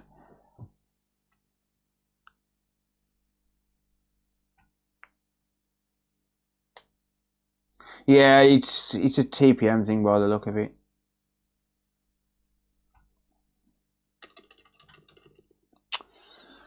Alright, so I'll take the battery out, and then you don't want to sit down flush. That's lovely, that is, isn't it? Really, really kind. Thanks for that.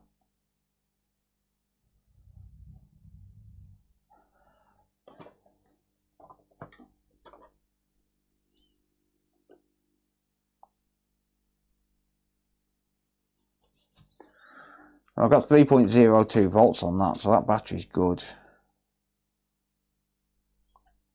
Anyway, I can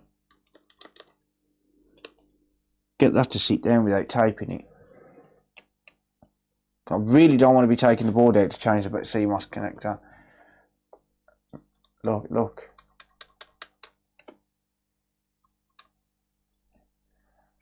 You've got to put it back proper. It is back proper.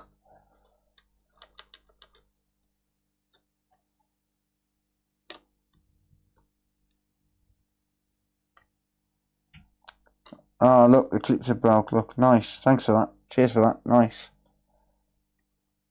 Awesome. You're great.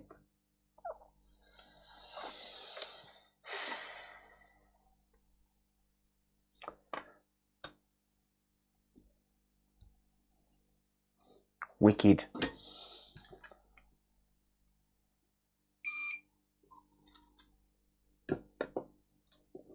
Yeah, Mini is a BMW, yeah.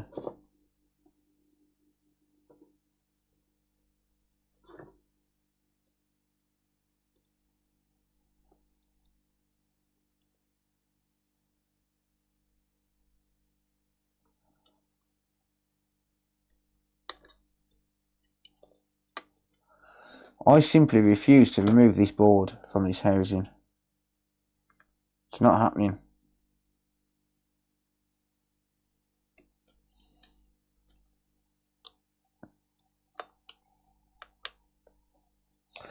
I simply refuse to remove this board from this housing.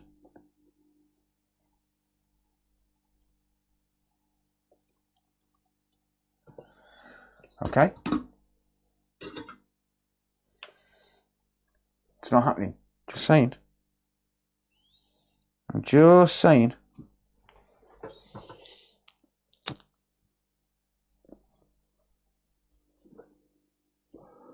Right. We're going to turn this laptop into a PS5, alright? That's what we're going to do. We're going to turn this laptop into a PS5.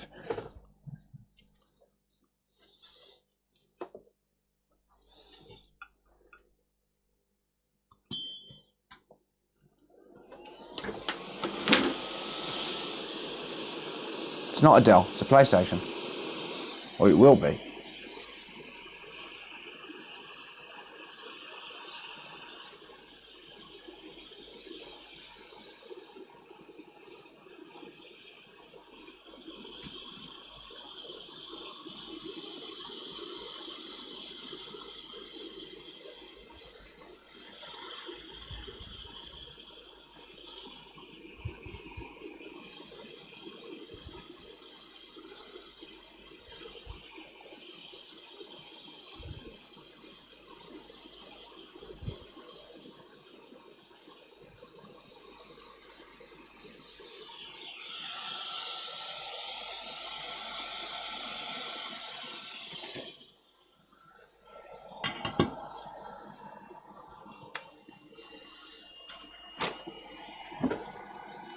Windows-based PS5.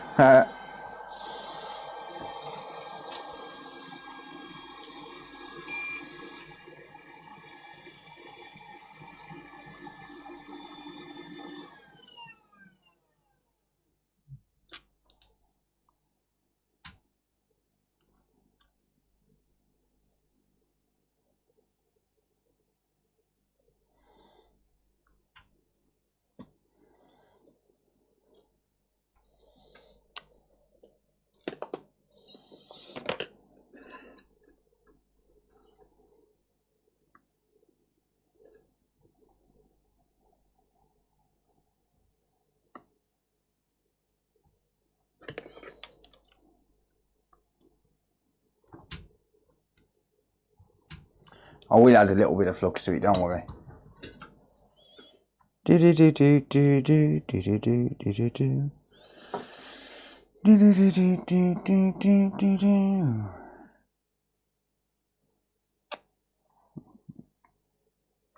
I've got a bit of plastic stuck on it as well.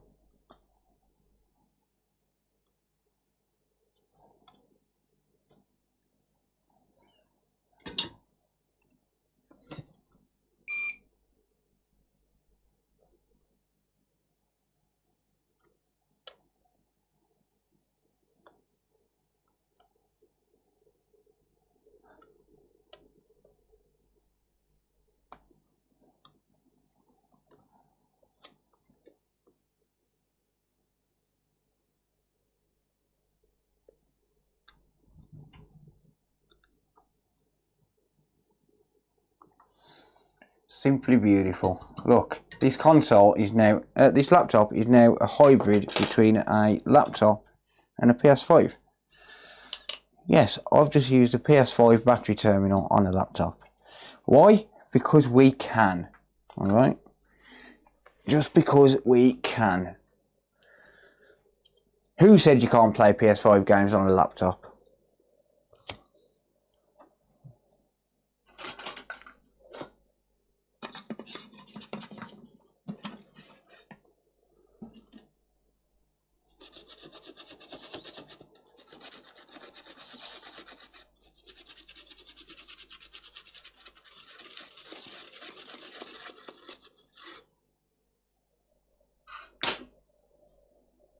Microsoft did. Sony did. Nah, we don't listen to them. We don't care what they think. Not at all. This laptop is now a PS5, right?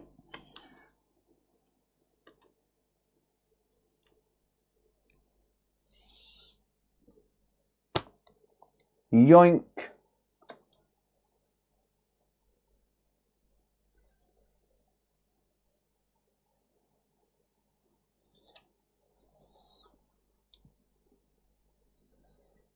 Yeah, who listens to big brands? We don't care.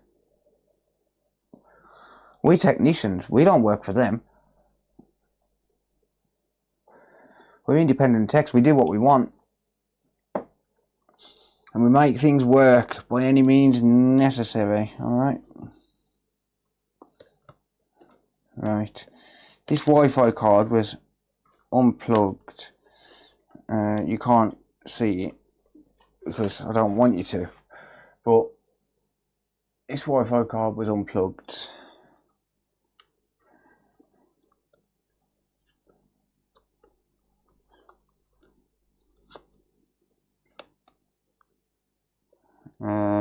Why is it? Isn't it meant to sit like that? Well, it don't because, well, it's a Dell, isn't it? WLAN. No shit. You don't say.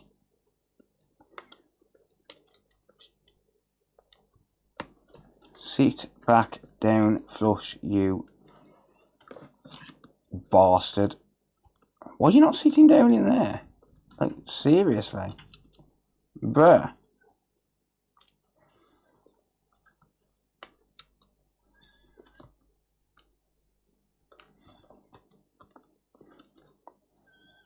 It needs to be all the way to be able to fit, but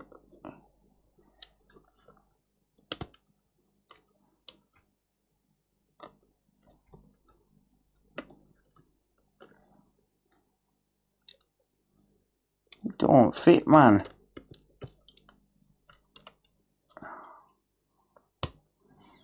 Just there you go. There you go. Finally. Have you blocked the port accidentally? Nah. They're just awkward. Like there's a catch there. Look. So when you try and push it down, it's supposed to just push the catch down. Hence the slant on the catch. But that was stuck. It didn't want to sit in. Because it's a little bitch. But we don't let anything beat us. Especially not shitty diodes that fail and CMOS battery terminals that break. But they don't beat us. We don't let them kind of things beat us. Not a chance.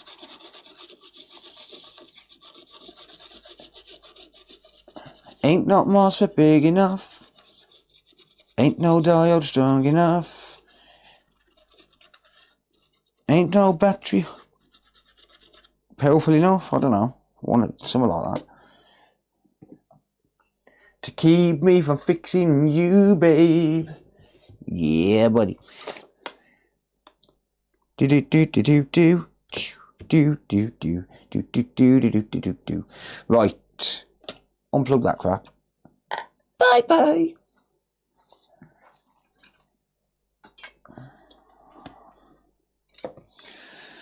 Unscrew this piece of crap. I'm blind now because of them lights. Blinded by the lights, blinded by the lights, dizzy new heights. Yeah. We're gonna replace the thermal paste.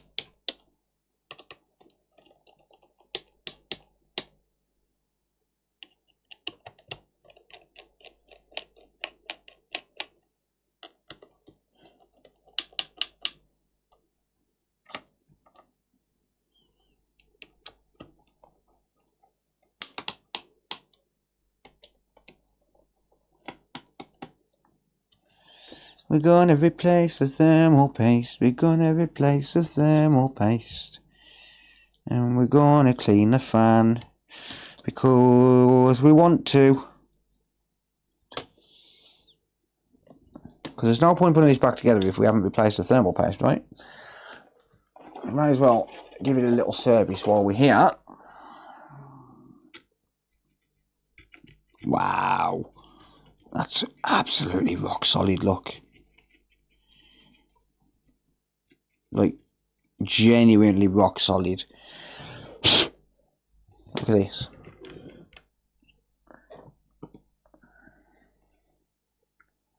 It's absolutely rock solid.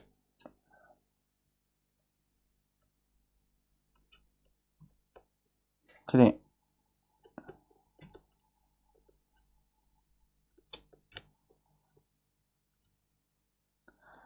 I'm almost scared to clean it up. Like, it's genuinely rock solid.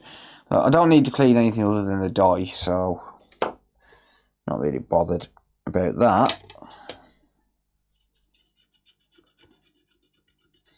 Not going to sit there scraping away at it. I could soak it in IPA, but it'll take too long.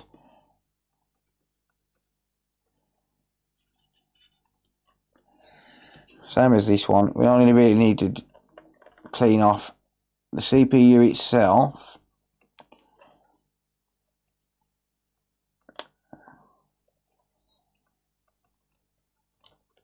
And the chipset.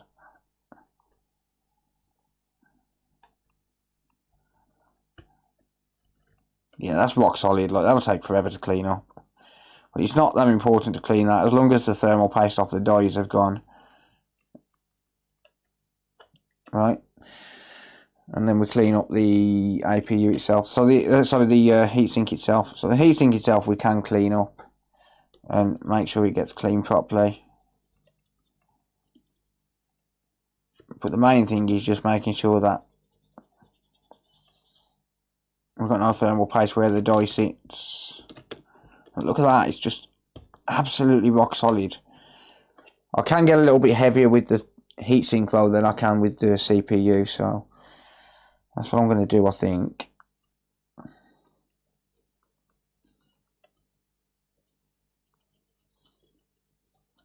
There's no way that thermal paste was cooling this laptop efficiently. Not a chance. So I'll sit there and give it a little, wow, give it a little scrape. Just wow. Like, just look at it. It's rock solid.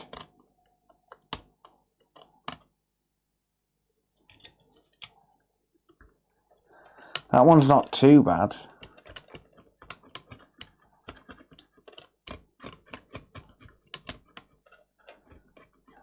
But yeah, if we try and get that off the CPU and the GPU, chances are we're going to break something. So I'll just clean it up as best I can.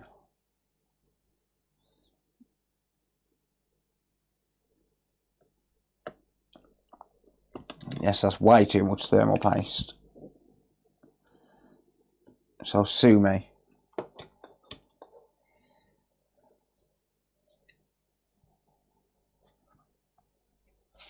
It's way too much thermal paste, but I don't care.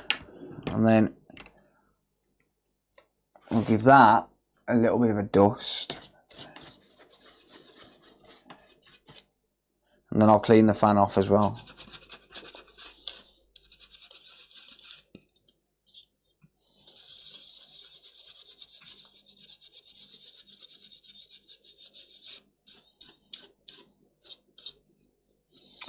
Got hairs and all sorts inside the fan. The perfect amount, there's no such thing. Tronic Fix is lying to you all, sorry. Don't know what to tell you guys. Tronic Fix has been lying to you all these years. It's not my fault, it's his. Moan at him. Don't moan at me. Perfect amount is a myth. I'm just kidding. Tronic Fix is great.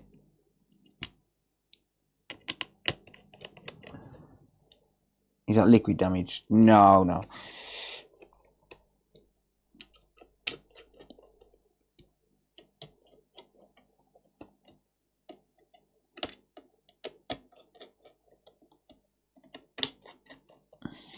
No, it was just old thermal paste. We need that. We need to move that. Bear with me a second, guys. My phone's ringing.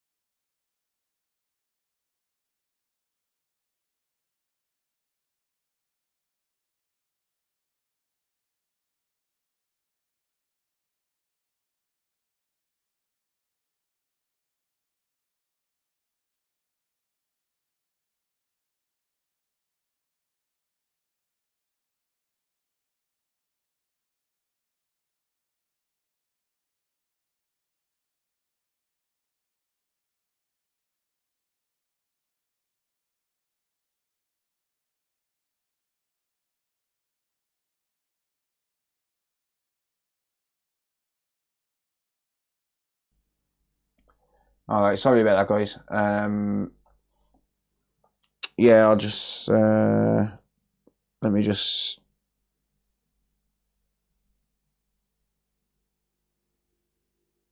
reply to this. Well, send this customer a text message, or potential customer.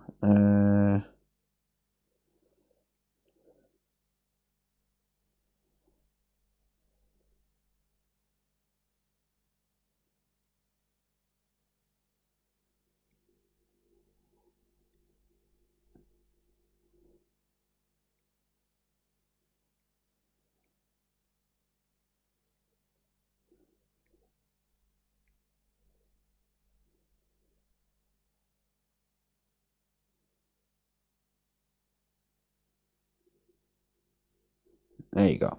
Right. Yeah, so sorry I had to take a call. Unfortunately, I am still working, obviously. Right, let's try this now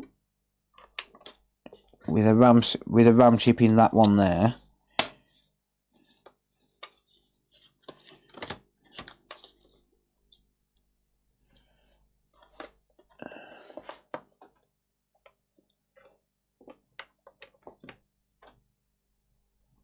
White light.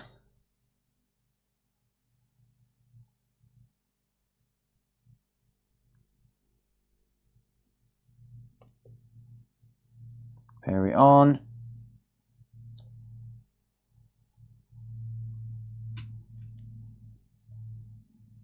You're going to come to life.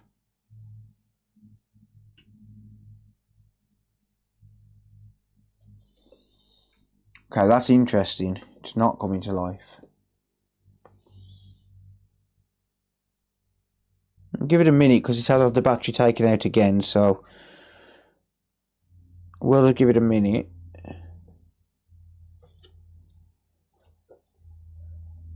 So I want to see if the thing's lighting up. It's showing as being on, so I don't know if it's actually on or not. Wait, did I connect up the LCD? That's the question. Did I connect the LCD back up?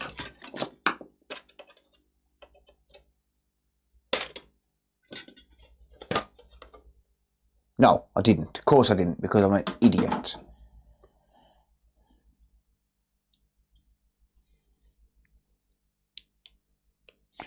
So the LCD is wrapped around the fan, so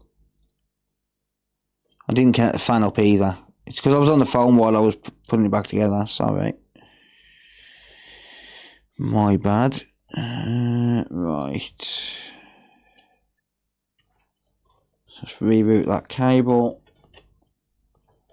The beep was a self-destruct countdown. Wouldn't surprise me being a Dell.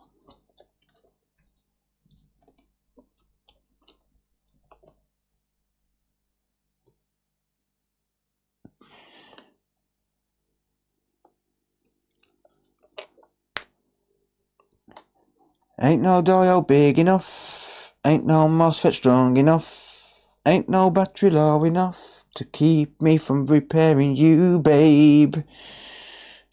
Just saying. That should be a #1 hit. I should be the singer. I was awesome singing that. Sounded great. Yoink.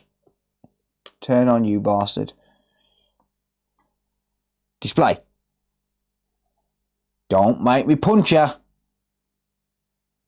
Right. You know what? The gloves are coming off. I'll have ya. Turn on, you little bitch. Please turn on. Pretty please. Why are you not displaying, baby? Why are you not displaying, baby? I'm gonna cry. Right, I believe it was that RAM stick that I tried. I could be wrong. I believe it was that RAM stick in that slot.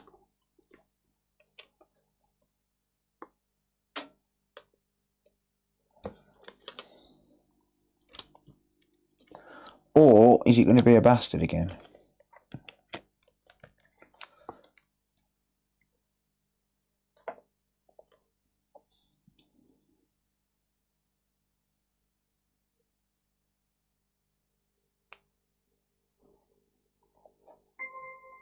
Who dat?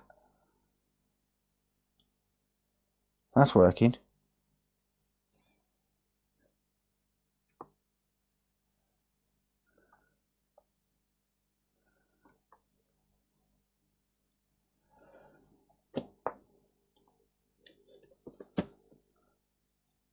That was AMC Tech Repairs. Need some time in the studio with that voice. Thank you, mate. Yeah, I will put the hard drive in once I've confirmed the RAM configuration and made sure everything's working on that front. But for now, we're going to leave it. I mean, I could plug the hard drive in, I suppose. I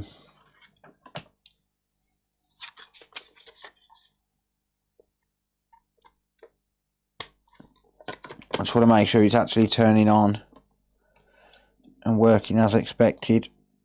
Okay, so hard drive is now registering as in. There you go. Okay, right. We need to sort that out with that. This computer has been disabled shit. I'm assuming the customer's got a passphrase set up. It's coming up that it's been disabled for anti-tampering, so it's detected tampering. Because obviously I mean, is there any... There's no contacts on there. I mean, well, there's a couple there, but I can't see that causing it. It's going to be because the battery was disconnected, but unfortunately we had no choice.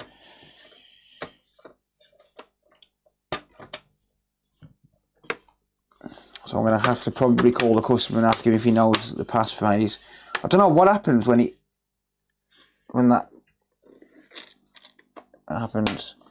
I don't know. I have the voice of an angel getting strangled. And face of a goblin. Cheers, Jason. You need to clip the back on to manage that message. I hope so, because otherwise we're fucked. Well, I mean, the data will still be on the hard drive anyway.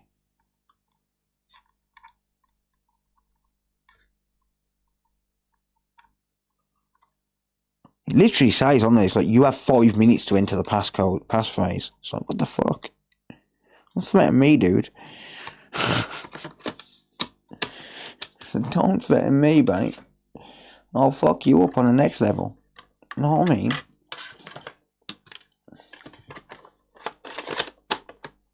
I ain't scared of nothing.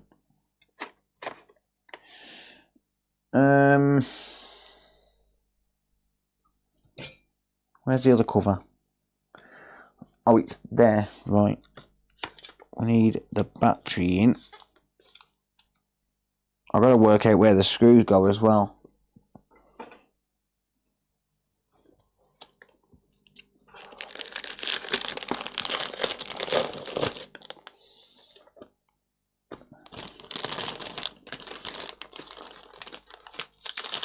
Proper ginger gangster. Screws under RAM cover.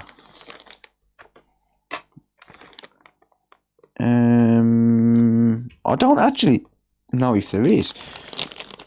Right. Tell you what.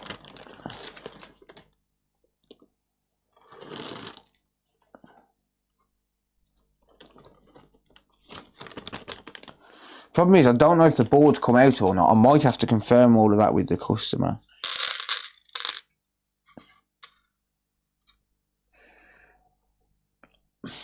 I assume these are going to be the M2.5 L5s.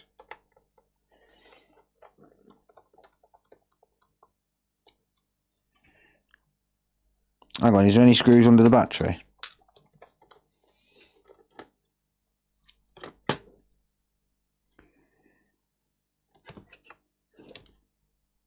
No. Cool.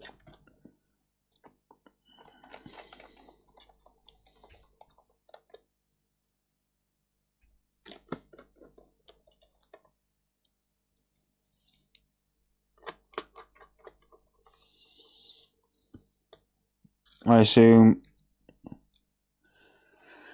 these lung screws are going to go in there, right?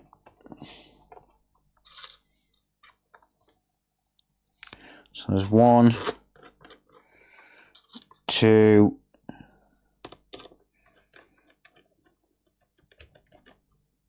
3,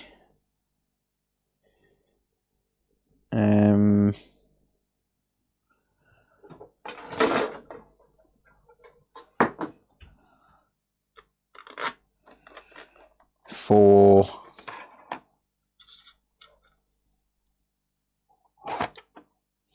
This is the main problem when customers take stuff apart. That's not going to go there. So just for clarification, I didn't take this apart. Certainly doesn't go there. It's going to be a long thread screw, but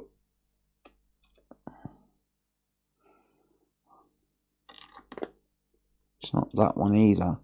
Where does this fucking screw go?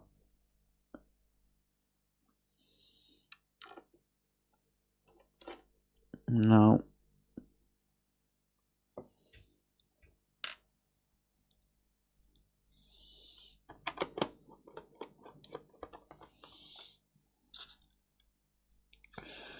I'll figure it out.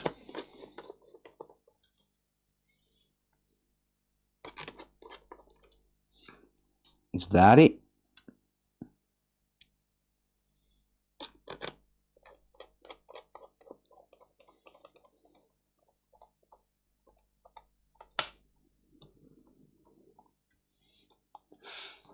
Certainly seems that way. It's just locked in.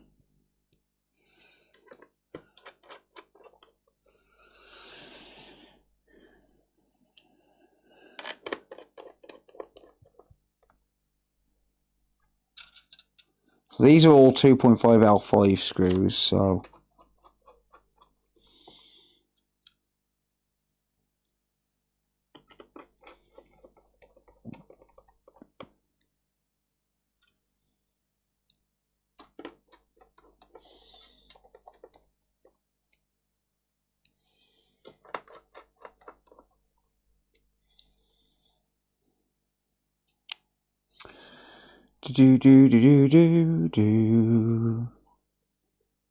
P, is that one?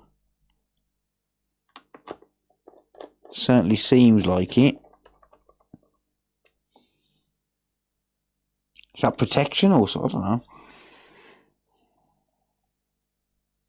I've got 2 extra screws here and I don't know where they go.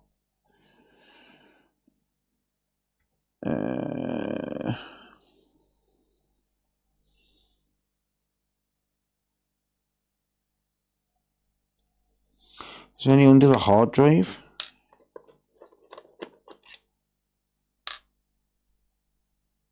I'm laptop sending me a password and the customer won't give me the password. So I want to see his files. Yeah, I mean, for the most part, I don't need the passwords, but without it, all I can do is just send it back as it is, right? So, right, it turns on. You know what I mean? Like, you can't really do much more than that.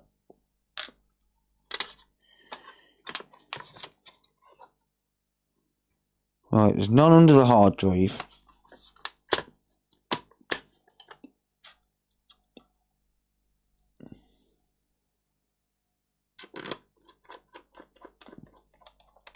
Yeah, this is the annoying thing when you don't know where the screws go.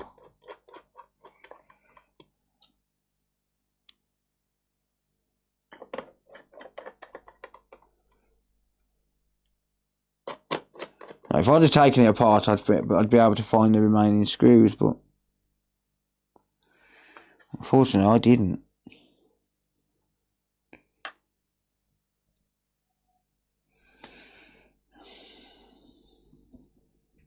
I cannot see these extra 2 screws. I can't see anywhere where they go at all. I've got to be missing something here.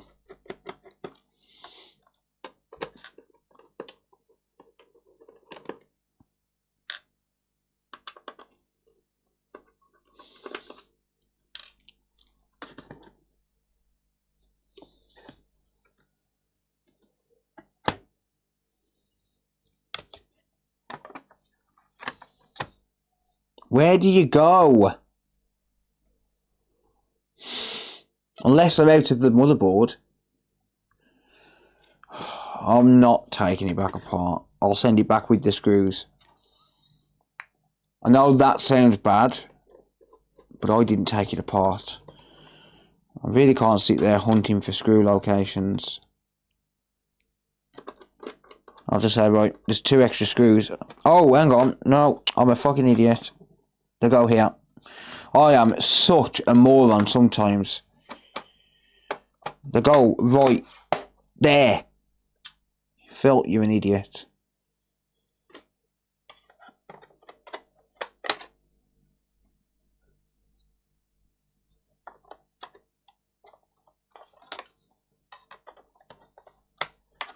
Phil, you're an idiot. I didn't even think about that. It was bugging the shit out of me as well, though. That's the thing.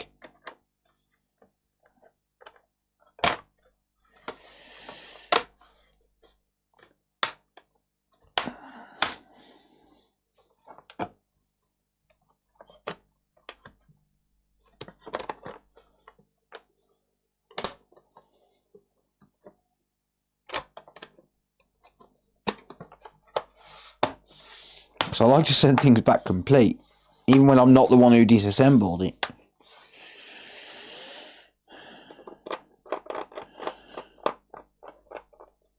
Hello? Oh, hang on. What?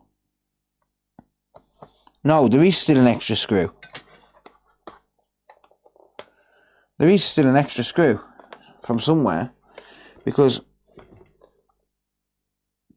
in fact there is still 2 extra screws. Oh, fucking hell.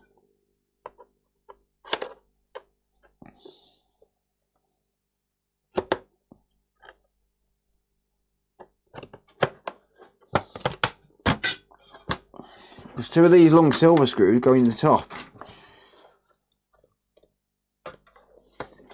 Okay, well, it's going back with 2 screws then. So Phil, you are still a moron. You are still a moron. So that screw there, and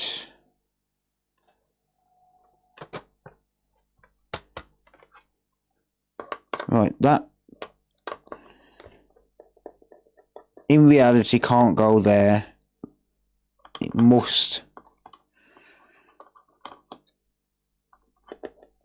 be that one that goes there, because there's no way Dell would put a black screw on a silver case, right? So that must go there, like that, and then that long one, or longer one there, and then we've got 2 leftover screws which I'll send back with the console, because I don't know where they go. I am clueless. I didn't take this apart. So I'll speak to the customer. I'll just say, look, I don't know where they go. If he explains where they go, then I'll be able to do something.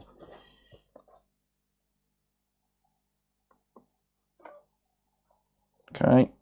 There we go. Right.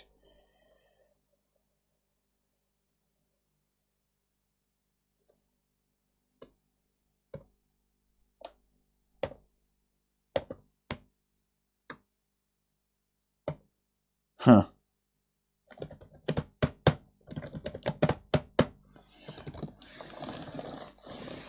Keyboard isn't working. Why?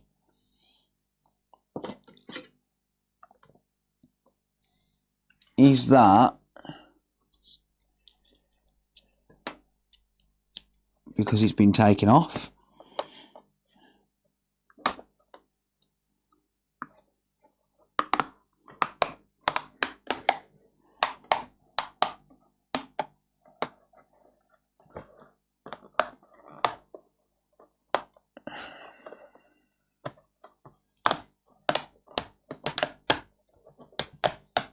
Ooh, No, there's no way that's been taken off.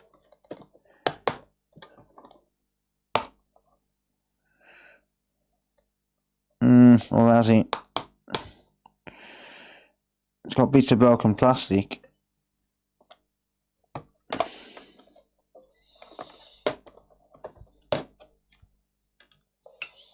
Damn.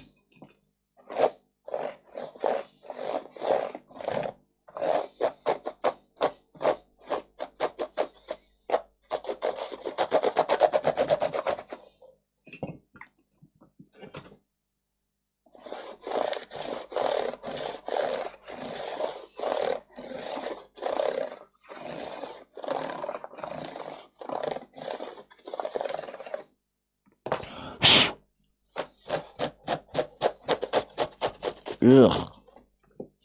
Finger grease.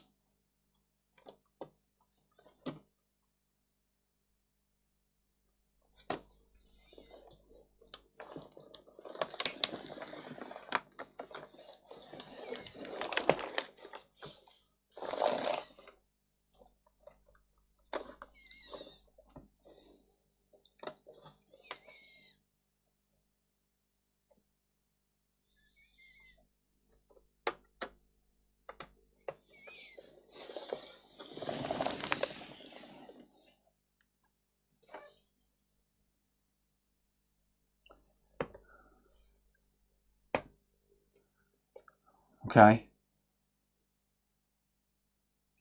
Use a USB keyboard for now if you have one.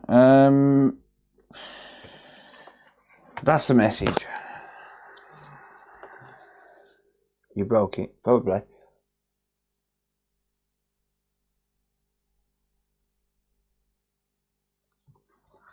Hold on. Let's just shut off. I'm assuming the battery's gone dead. I'm going to give the customer a quick call and see if A, he unplugged anything, and B, does he know where those two screws go? And number 3, I'll have a smoke. But yeah, the main issue's fixed. I need to figure out the keyboard issue, but I'll do that off stream so I can work on something else. Does the caps lock come on? I haven't actually checked that. No, it looks like it's been unplugged somewhere. Okay, we'll have a look at that then on the stream. Stuff it. It's a bit annoying. So this is a problem when someone else opens things up, right? At least I can have a look and see if there's any screws missing out the board.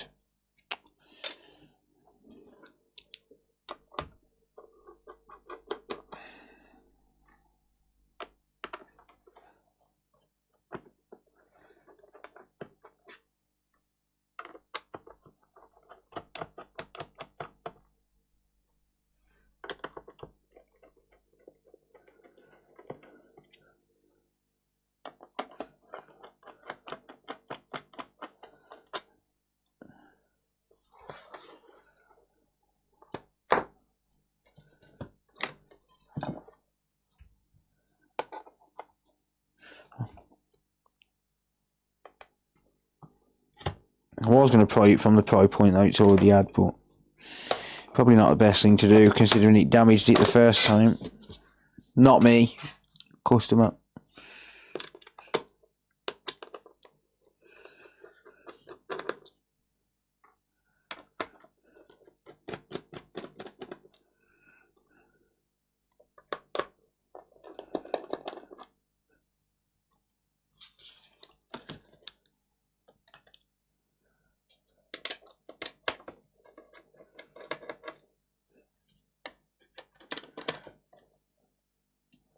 That anti-theft shit, man.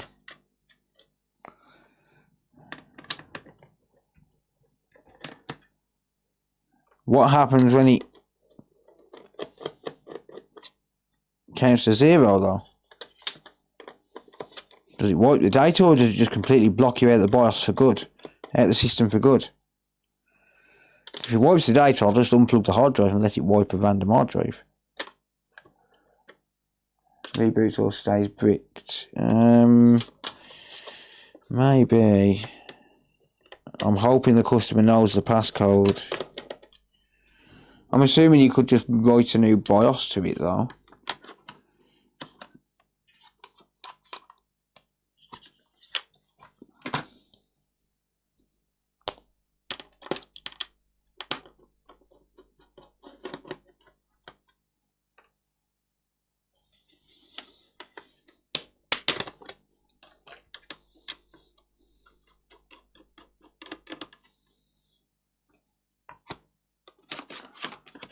Bricked at the BIOS level, yeah.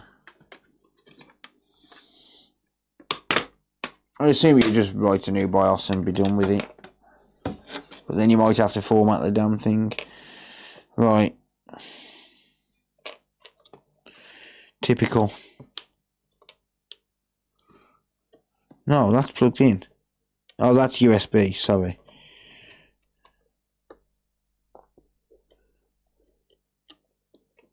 So that was unplugged when I got it.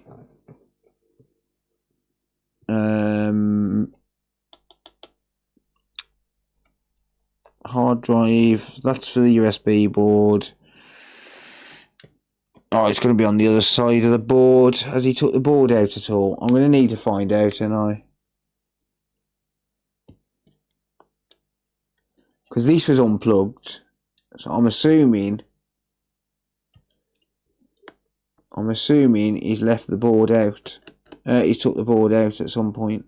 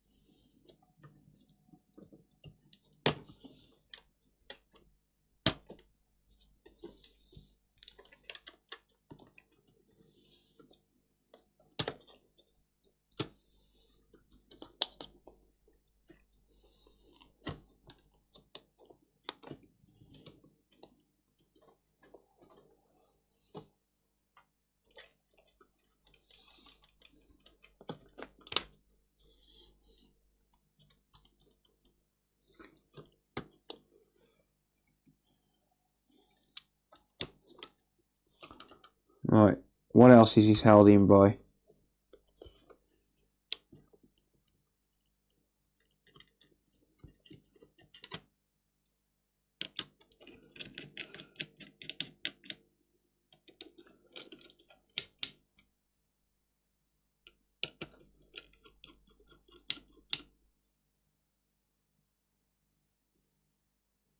Oh, a reflash might not work. Well, let's hope he knows the passcode then.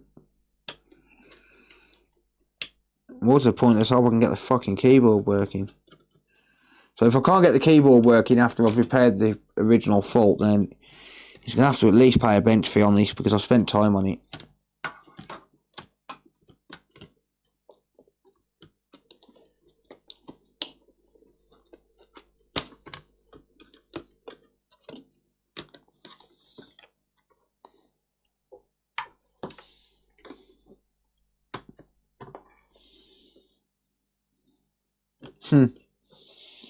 Yeah, keyboard's unplugged.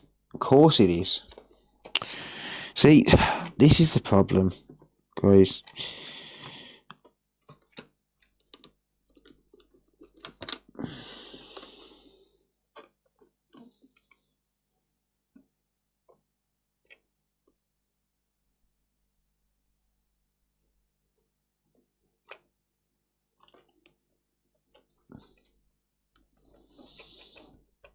Keyboard has been taken out before. It has to have been because there's two ribbon cables.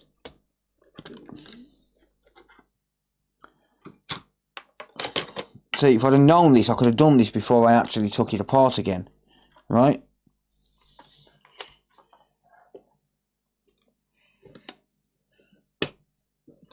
But instead, I'm going to sit here faffing around. getting everything out.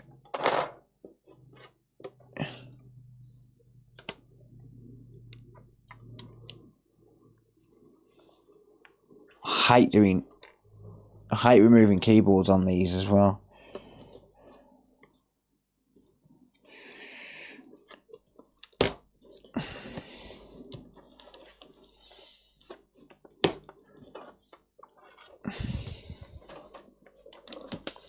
Okay, so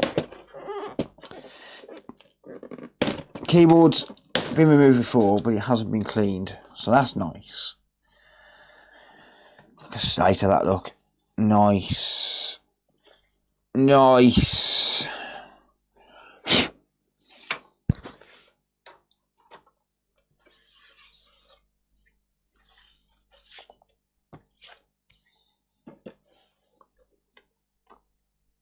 Right.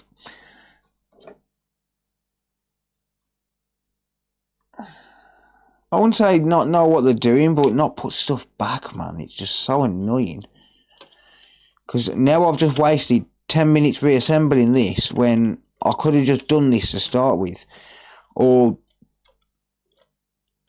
you know, at least knock the keyboard out from this side so I could get that keyboard plugged back in from the other side. Like, you could have saved me a little bit of time. I probably didn't even need to take the board out for that. But I wanted to look. I didn't want to take the, you know, force the keyboard out without knowing for sure. But yeah, if I can't get this working, as in like the software, or even the keyboard as well, like, you know, if I can't get the keyboard working, like, he's going to have to pay something because he's messed. Or someone's messed, so should I say. Someone has messed, and I've had to repair a fault before I found all of this. And I've serviced it as well and repasted it. So you would have to pay something, which sucks. But yeah, I don't know what the deal is with that software. I don't usually deal with that laptops in that sense.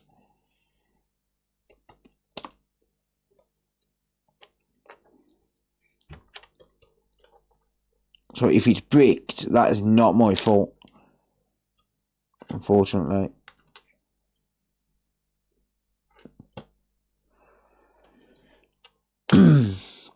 It does suck, but yeah. Right, we need to find out, well, have we got anything missing first of all?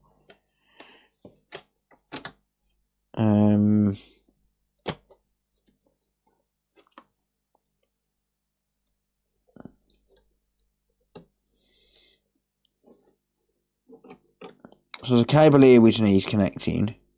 So I swear there was a cable here as well.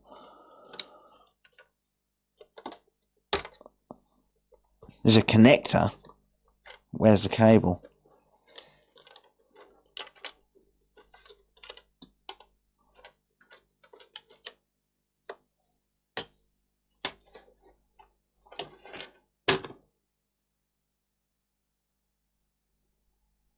Must be a blank connector. There's no other cable there. Okay. Alright.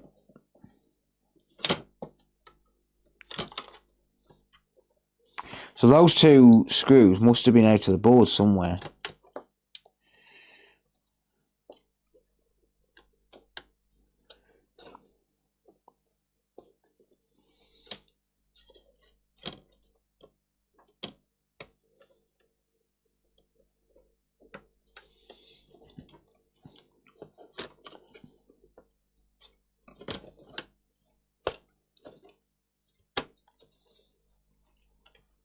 I know that that screw goes there.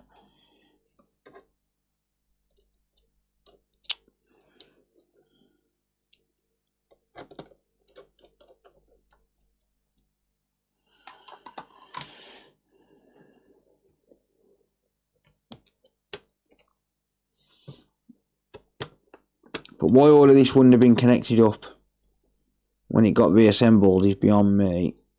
Listen, I know you haven't fixed it when you've took it apart, but at least reassemble it and make it so as the next guy who's working on it actually don't have to hunt around for things, right? Too much to ask? I don't think it is. Oh no, that other cable is the LED thing from this keyboard. For that other connector. Crispy keys, yeah. Crispy connectors as well.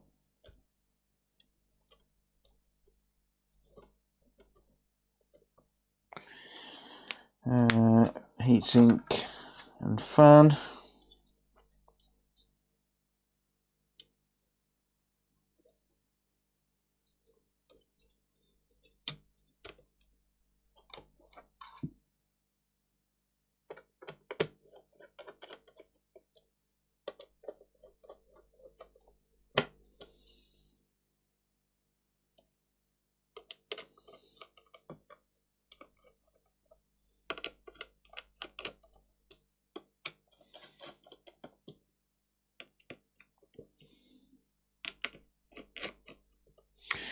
Alright, so that's those.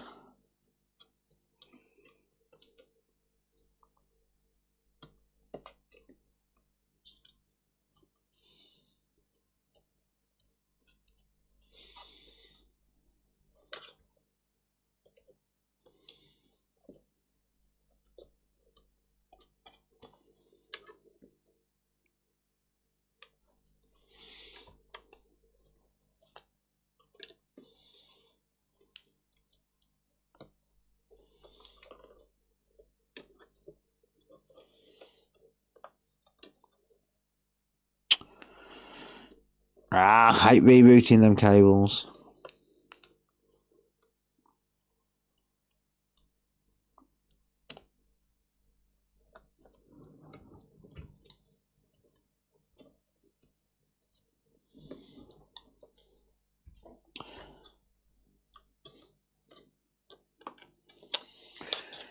Okay, I believe everything's connected there. Now I just need to figure out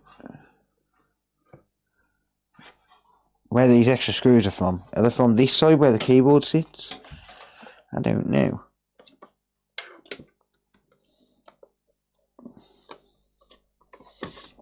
Yes, they are. Right, so we've got two of these 2.5s. Hang on. Right, I assume the housing needs to go on first. Alright. Good. I assume the housing needs to go on first. Right, have I forgot anything? I don't think so.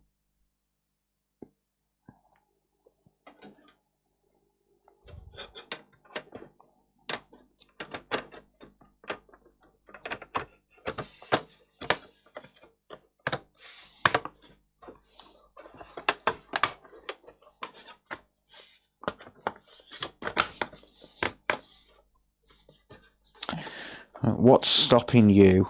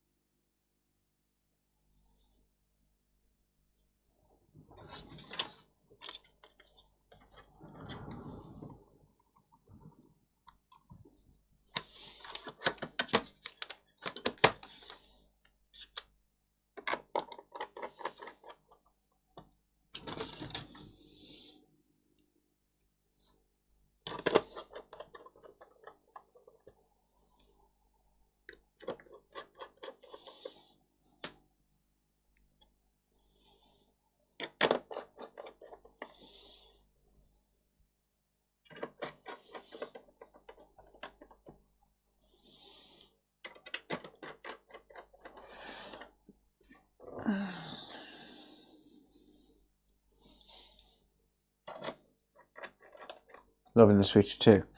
It looks nice, yeah. Certainly looks nice.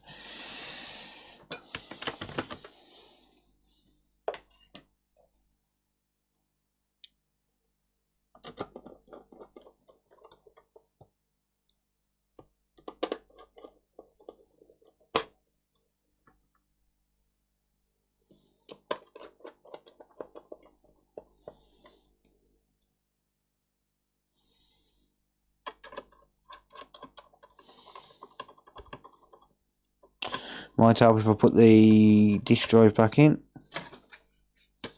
I'm not used to disk drives.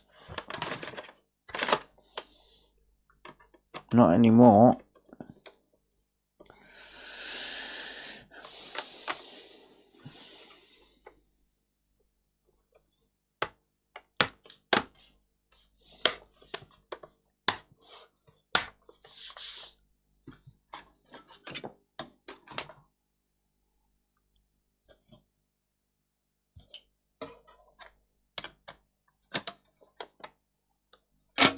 Did it again.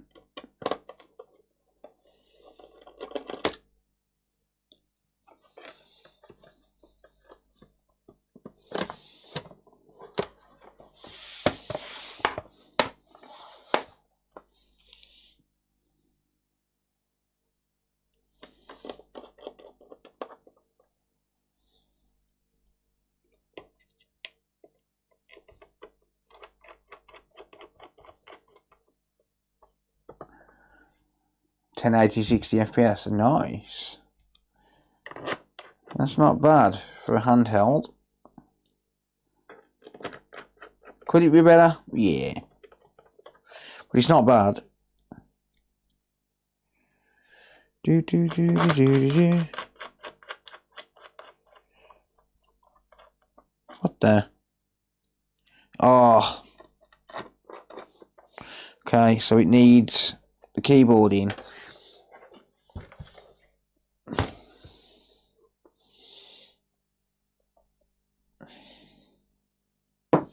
Interesting. Right. So we've got a cable here.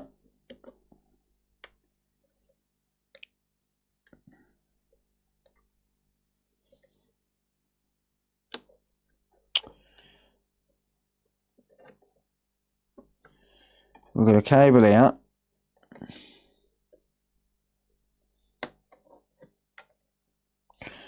Just make sure that cable is aligned for the touchpad. And then we've got two cables here, but we need to put these two screws in first. So that's one there.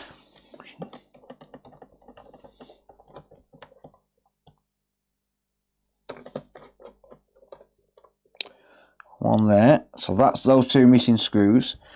And then, no, then it's the keyboard. Keyboard has to go in next because there's a screw thread there, or one of these screw threads. I think it's that one there. Has to be screwed in.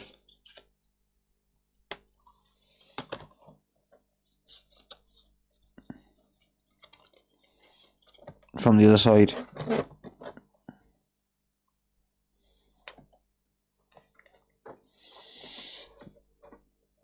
They are figure outable. No, that is not a word. They are figure outable if you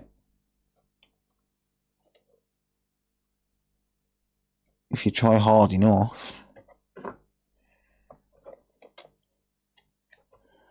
Although that keyboard just does not seem like it's going in all the way.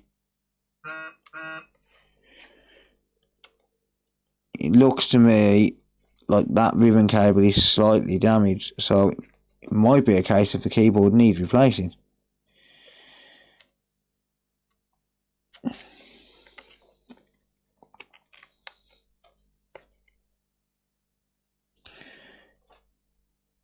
If that's the case,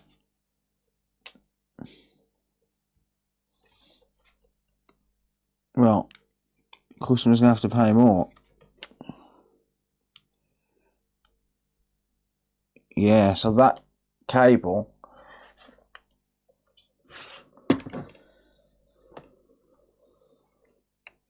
that flex cable,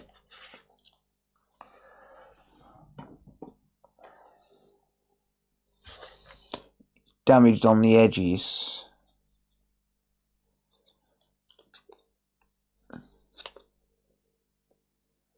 See? Slightly damaged on the edges. And it don't seem like it wants to sit inside the keyboard connector.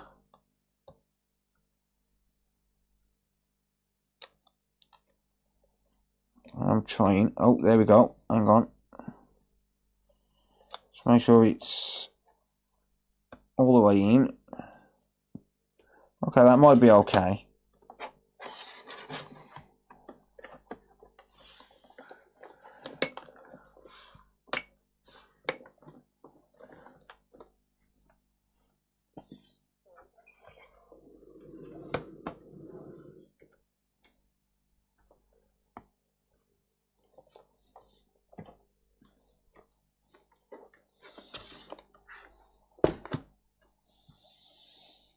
And guess what, ladies and gents?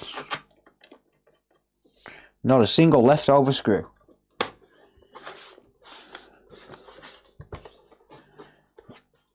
Not a single leftover screw.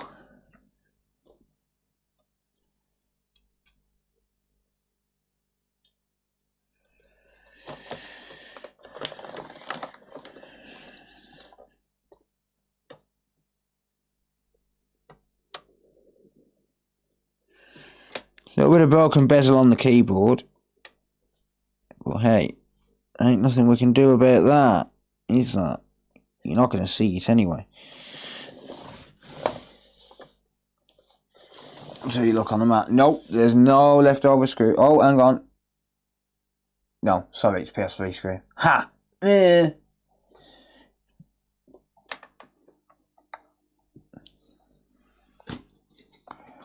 Right. Work, you bastard. There you go. Right. Keyboard's on. Lights are on. Recovery failed. Nice.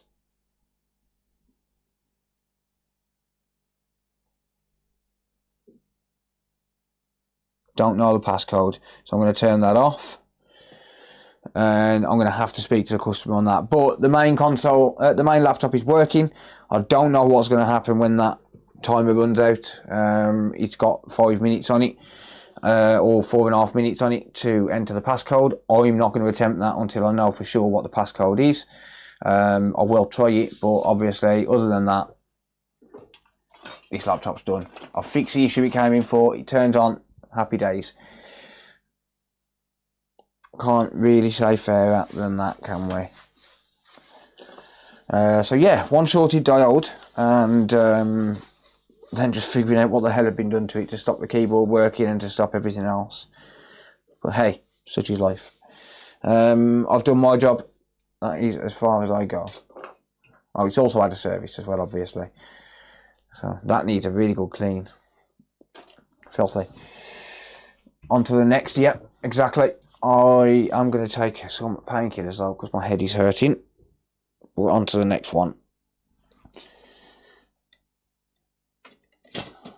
I'll phone the customer after the stream, I think.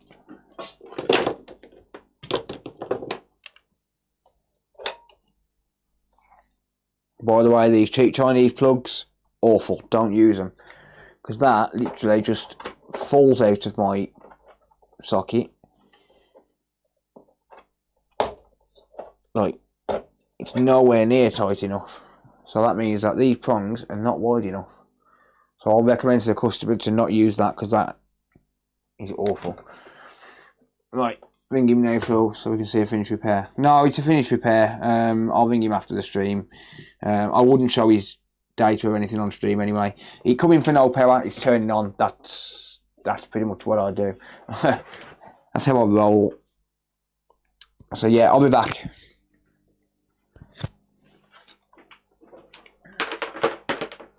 But I'll call him off stream.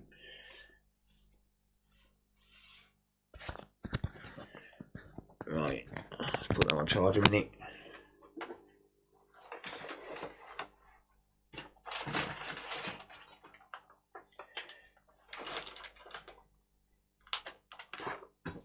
I'll be back.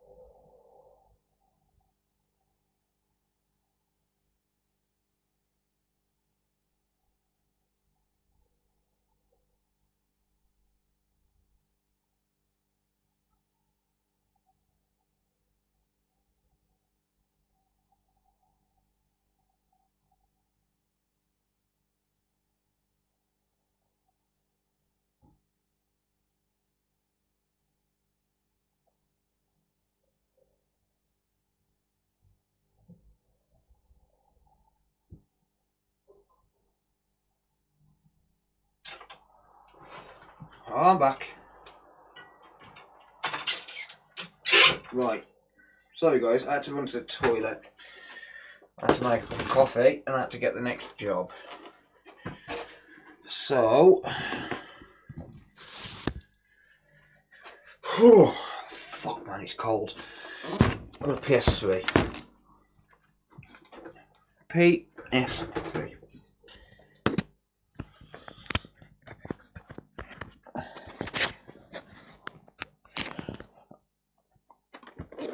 I'm not going to attempt to turn this on because it's a backwards compatible PS3. Customer has delidded it and knocked some components off it. So it's been sent in for repair. So I'm not going to attempt to turn it on. I'm just going to strip it down.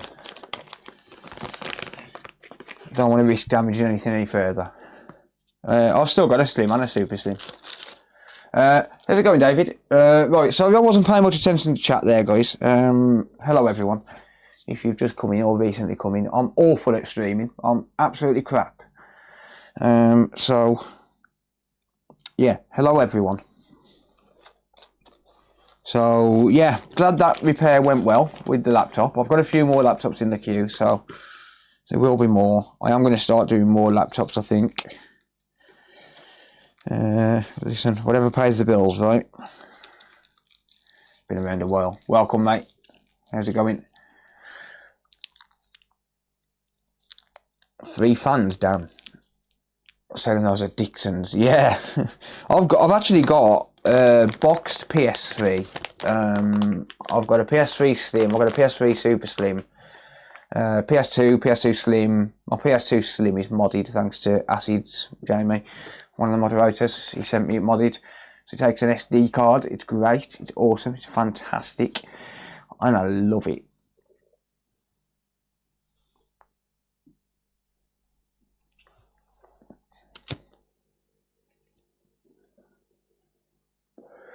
Tronics fix, probably.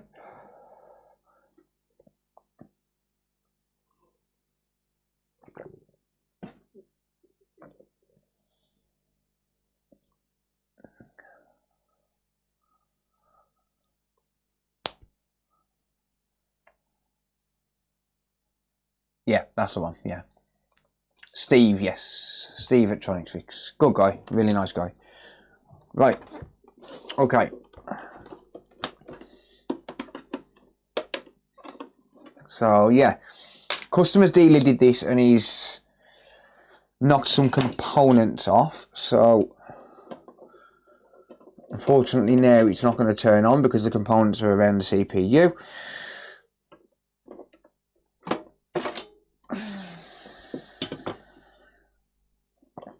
So we're going to do our best to get it working.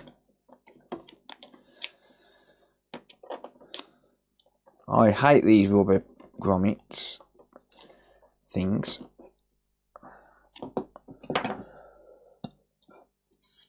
It's basically the American version of me. Pretty much, yeah. Like me, Steve, and Vince, pretty much the OGs, to be honest. Like in terms of like YouTube repair guys, we're pretty much the OGs. Like there weren't many around before us. And Northridge Fix, Lewis Rossman. I mean, they was all doing it before me. I actually learnt a lot from Lewis Rossman. I still remember my first interaction with Lewis. Oh, that was a good one, that was. Oh, anyway. I still remember my first interaction with Lewis. And that was me asking him what I would consider now rather silly thing. So it was when I was just learning. And I said to him, how do you know which way the small capacitors go?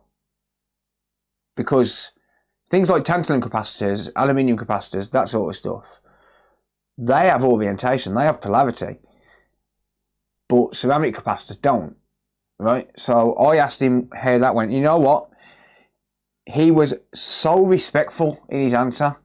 Like, genuinely, like, and that's what made me think, you know what, this is a good guy, and he's just like me, really, in terms of like the way we think and stuff like that. In that, you know, we're all learning at the end of the day, and we all learn. So we all start somewhere. So this was when I first started wanting to get into it.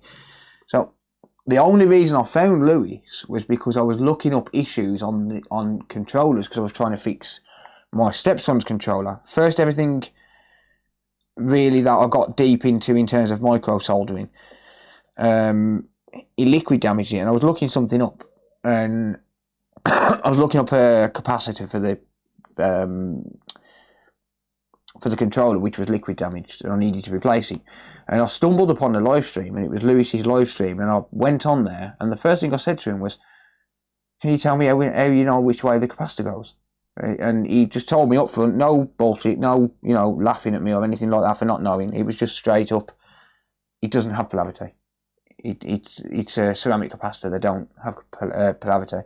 And I thought that was great, and I started watching his streams from there and getting more into like component level stuff. Because obviously before that I could do, like, you know, the basic shit with PCs, like, you know, easy RAM faulty, easy hard drive faulty, easy graphics card faulty and that, but I wasn't really into it. That was around about 2017, 2018, I think, something like that. Maybe a bit after that, I don't know. It might have been just after my mum passed away, so it'd be about 2018, 2019. Yes, Andrew, ring sting. No, I didn't get it working, Boost Junkie, no, unfortunately.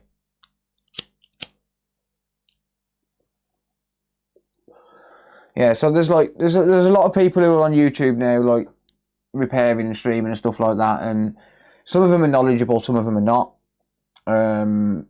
But they basically just picked up all of like the like, for example, the habits that we've got and that we had back in the day, like a few years ago.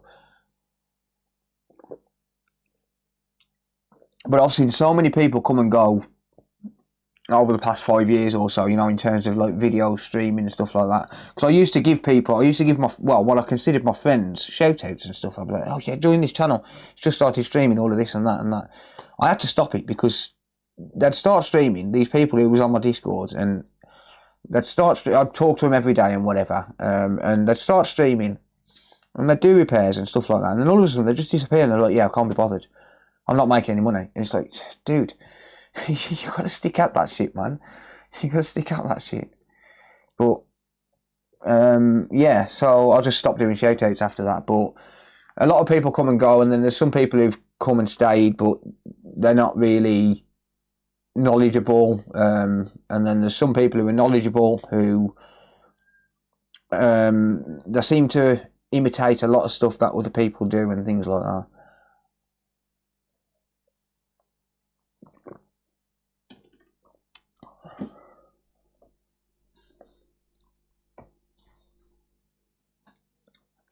But anyway, let's get this apart.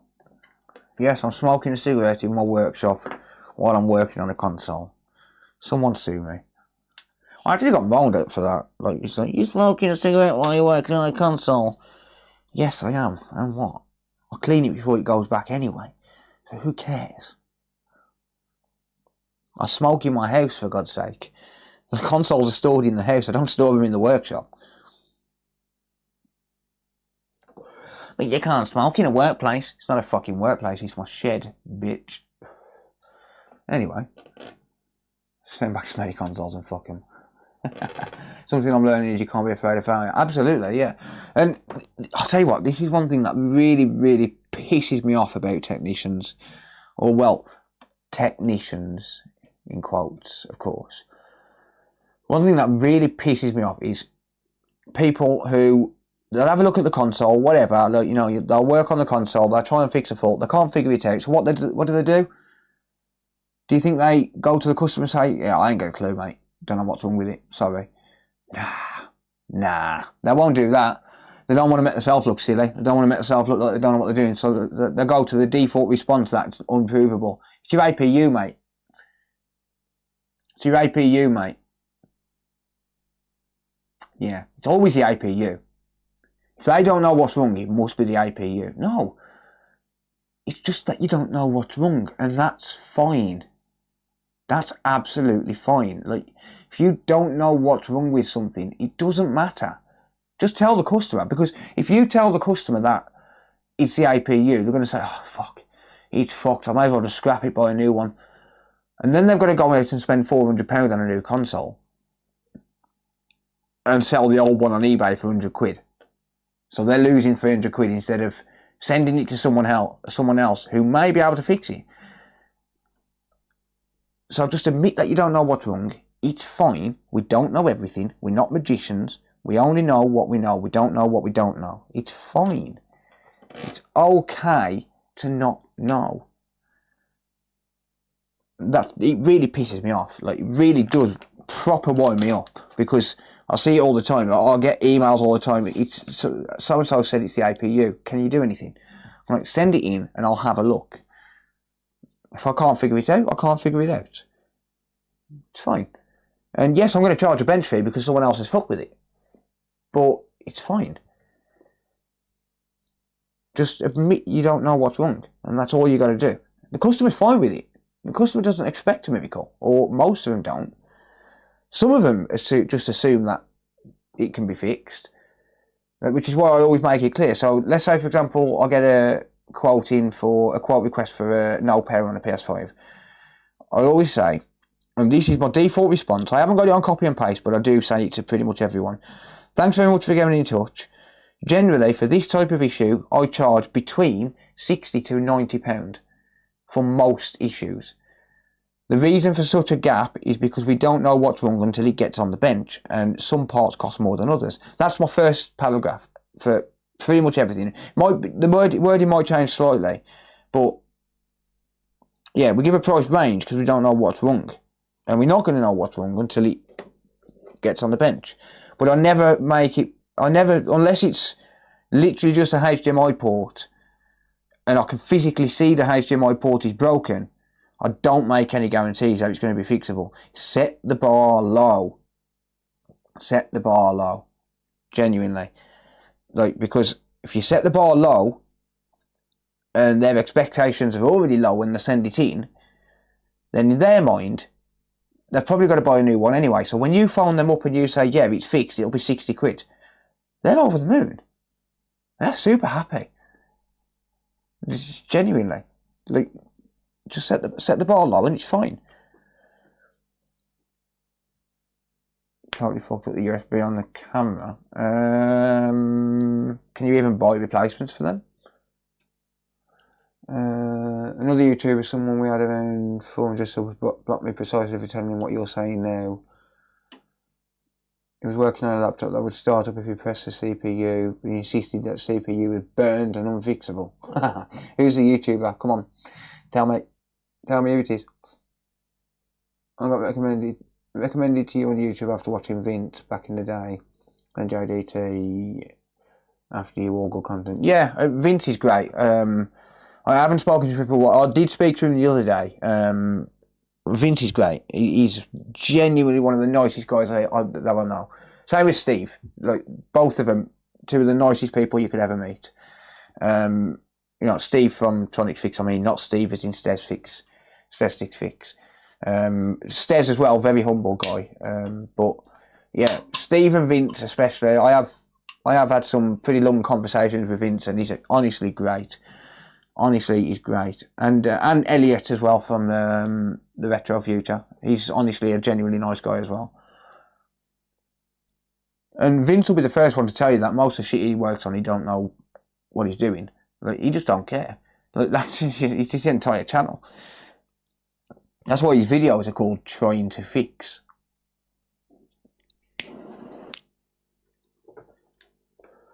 Because he's just a typical dad with a screwdriver and a soldering iron. And that's his entire channel. Like, he's the first to admit it, and he don't care if he posts a no-fix video, because that's part of his channel. That's why people followed him. They followed him because they want to see real repairs, which is why I do the live streams, because it's real repairs. It's not like, I'm not like, even my videos, even when I do a video, it's not heavily edited content. If I edit a video, genuinely, it's chop and drop. I literally just cut out the silences, and that's pretty much it. What screw is that in there? That's not a genuine screw. It should be a Torx in there. What's the point? Why can't I see it? That's a flat screw. Someone replaced that.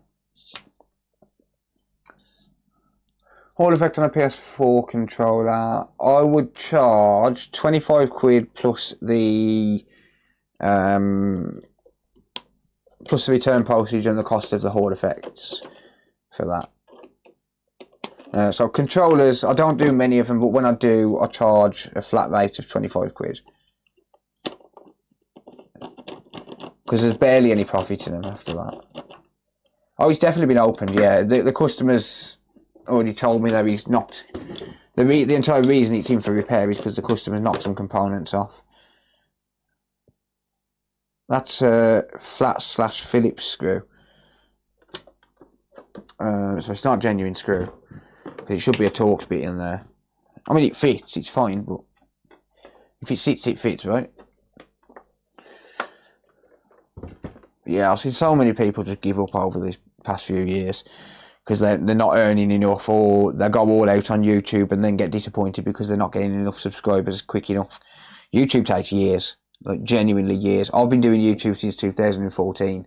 I was putting out programming tutorials and PC tutorials, you know, software related stuff and things like that, and it took years. I mean, granted, I had a long break, but yeah.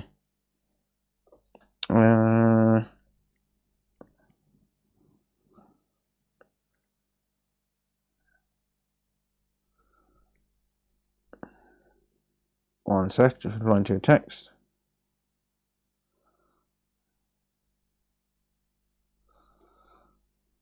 There you go.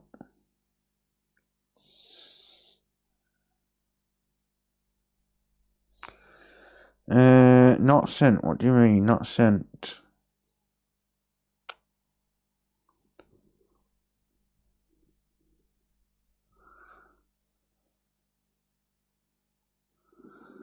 Has that sent or not? Says it has.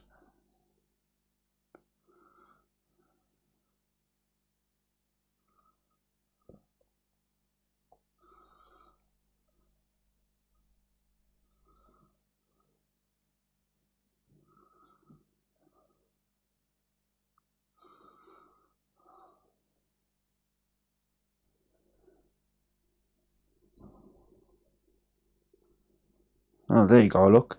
Nice 5-star review there. I actually did reply to that. For some reason, the emails just come through for it.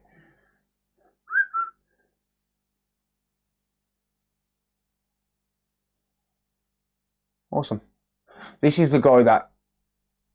this guy literally, he's dropped the controller off and he said, oh yeah, I didn't even know you could repair controllers. I was just about to go and buy a new one for 70 quid. No, I don't do that, mate. Give it here, I'll fix it. Let you know when I need it done, maybe April. Yep, no worries, mate. No problem. No, this isn't the one. This one, he's deleted the CPU and knocked a component off.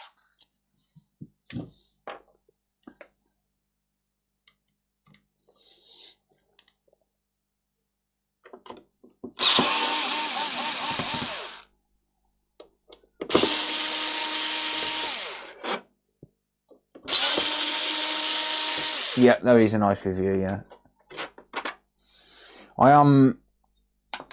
So I want to try and, because YouTube is unreliable, and if I stop posting content for even a couple of weeks, I stop getting as many inquiries.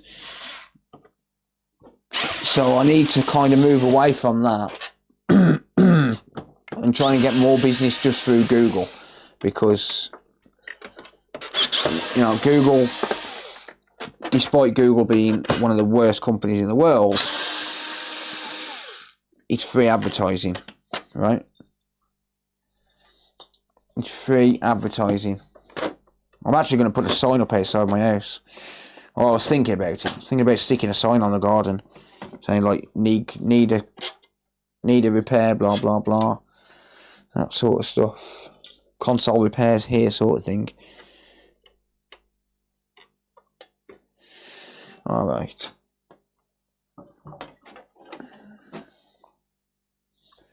I hate taking these apart, I'll be honest with you. I struggle to get the screws back together because I don't know the layout. I just need to work on more of them. But what I'm going to be doing over the next couple of months as well is stripping down a lot of retro consoles like PS1s, PS2s and stuff like that, and selling the chips and stuff off those as well, because, well, why the hell not, right?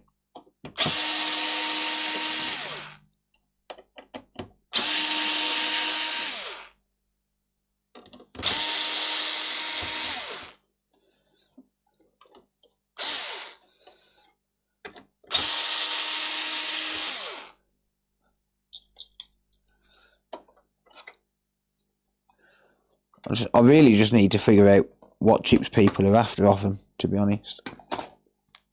I did sell one of these the other day. I had a great order last night. So I was playing poker and all of a sudden I get a notification through, new order for £127. Nice. There's my day's income for one order. There's only 4 chips as well. It was a really easy order. It took me 5 minutes to do this morning. Not even 5 minutes. Pulled 4 chips off boards and it's done. HDMI encoders for PS5s.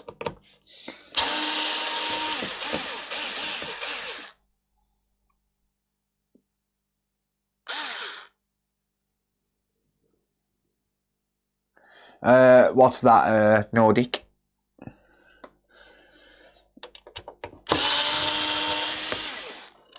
PS3s. Oh, okay.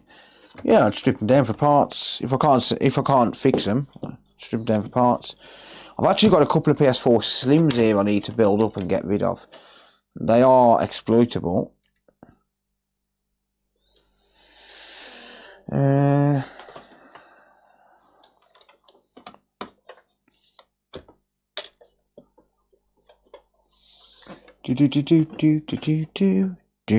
Why are you not popping off, you bastard? You better pop off this housing. This is a backwards compatible PS3, by the way, yes. Get off there, you bastard.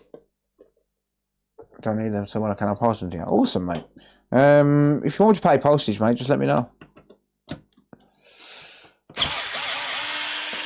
Happy to take consoles for parts, how I can strip down and salvage parts from. I'll be honest, I probably would be reselling parts off them. Like even PS3s, I'll strip down the boards and sell the HDMI encoders and stuff off them.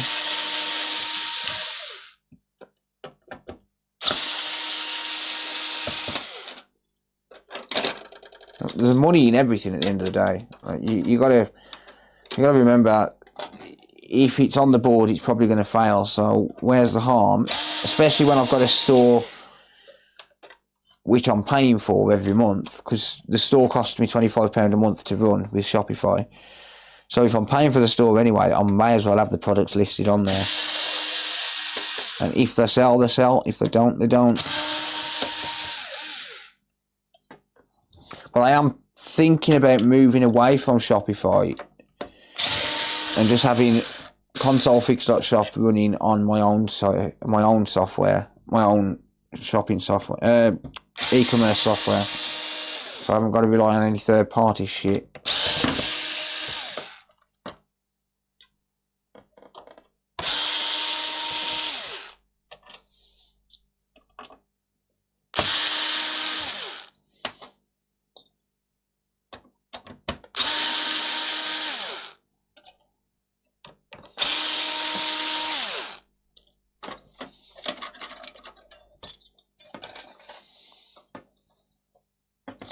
Right, have I missed any screws?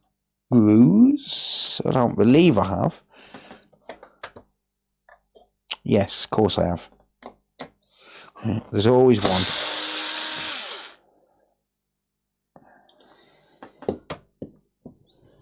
Have I missed any more?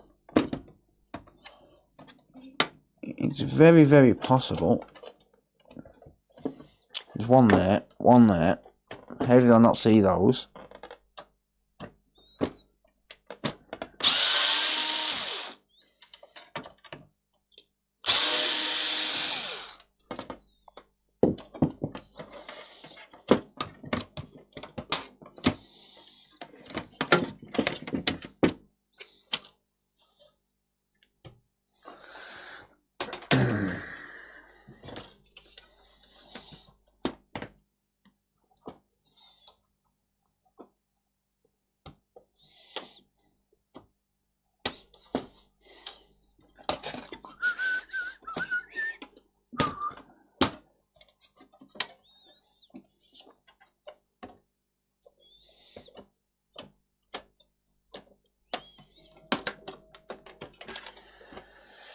Phone's ringing, bear with me. I need a button so I can just mute this.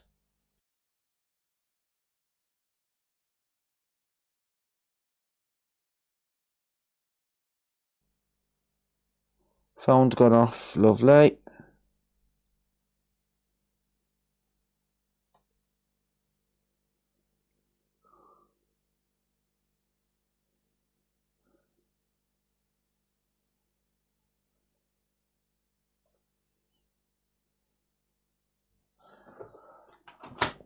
Right. Just text back and just said I've had a missed call. He only rung, like, he vibrated twice.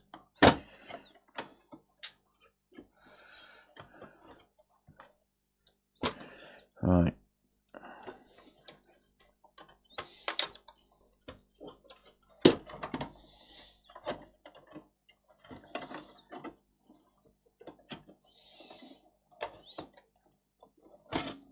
Right. Ah. Of course I am. Why do I always miss things? Wrong screwdriver.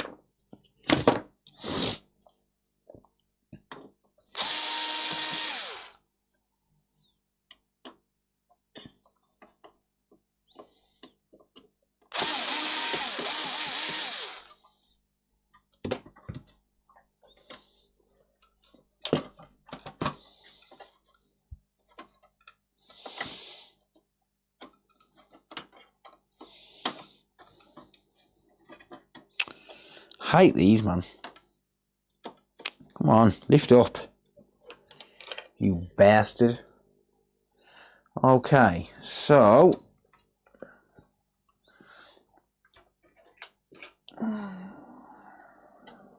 let's have a look, shall we? What has happened?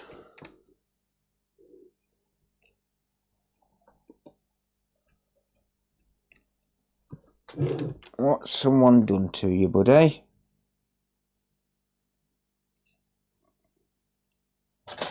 Oh, they've had a go at it by the look of it.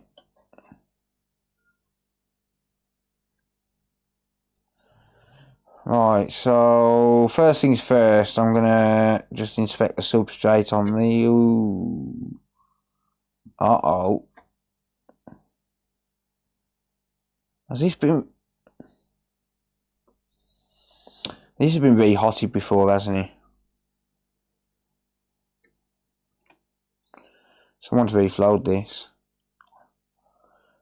I have not been told about that.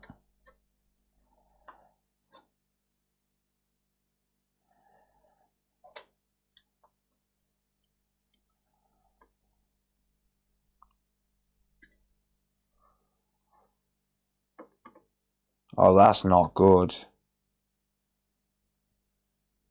I don't think this is going to be savable.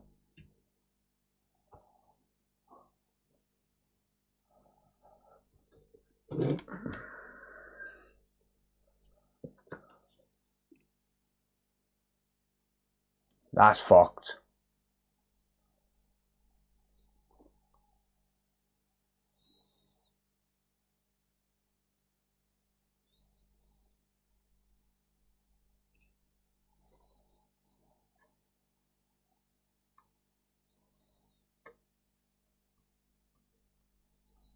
It's warped, isn't it?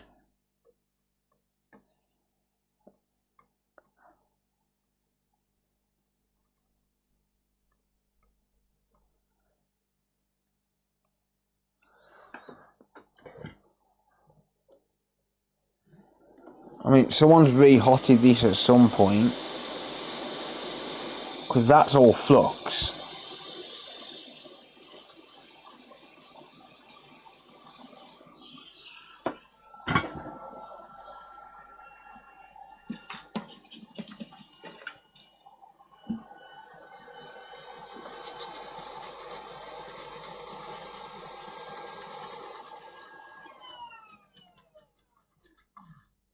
No, it's not warped, it's just the flux throwing me off there, but ooh.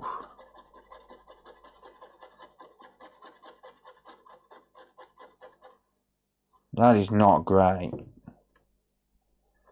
Let's be honest, that is not great.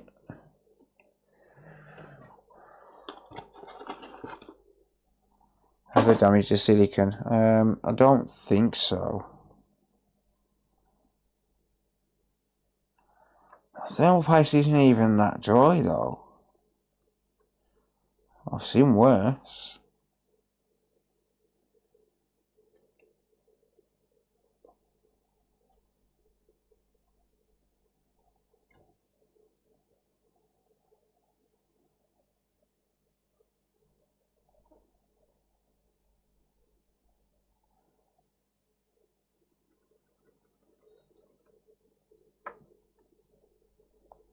I don't think the silicon's damaged, but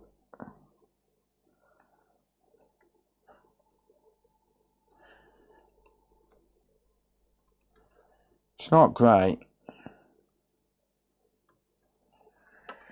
It's not great. Dental floss, not a scratch, yeah.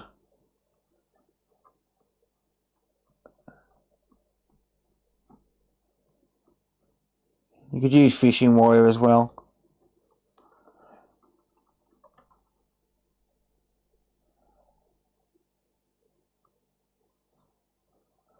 I don't think the substrate's damaged as in, like, cut.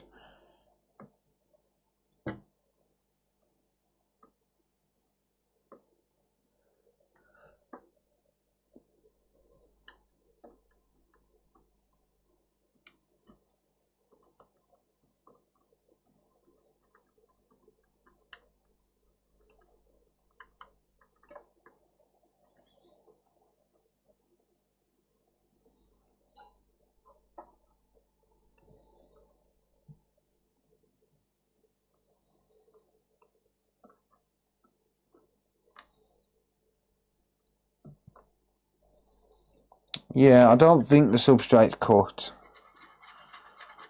It's damaged, but it's not cut. It's this corner I'm concerned about, because this is the entry point where they've come into it.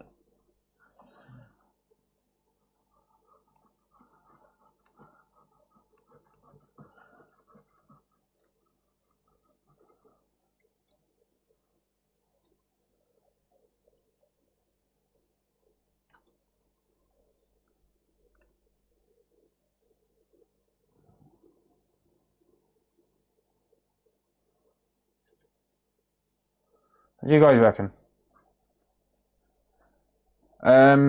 It's been deleted and they've knocked a bunch of components.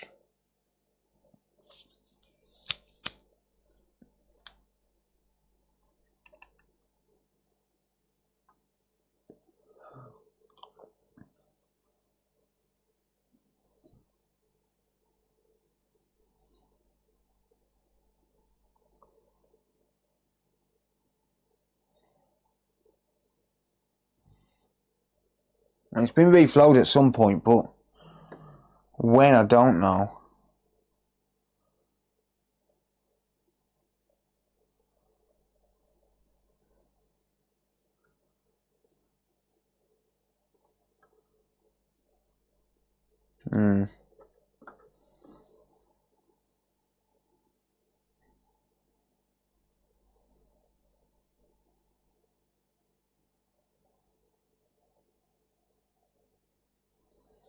Can't be just that what the issue is, surely not. Not one cap.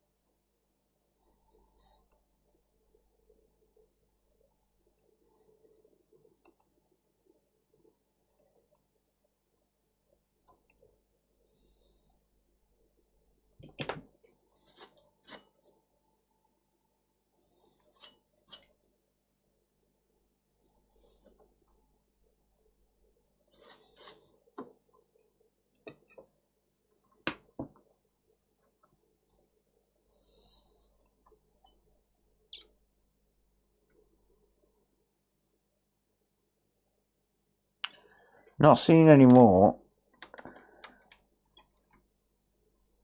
Oh.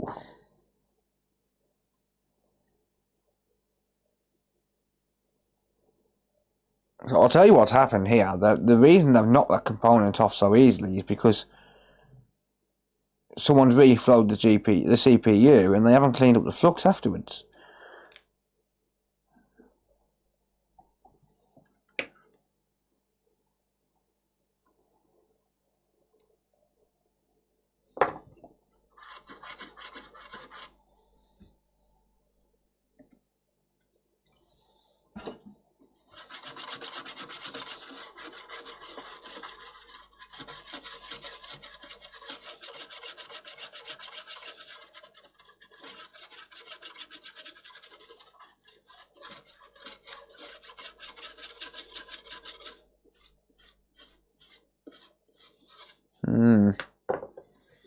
Surely that's not the only issue, that cap. Let me just check the, what do you call it? Let me check the email quickly.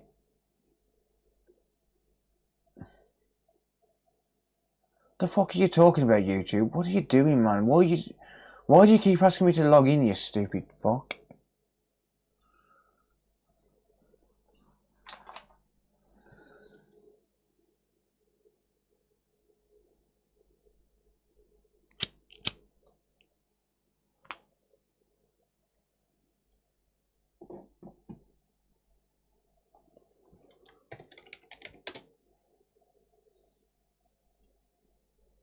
Oh, I just need to log into the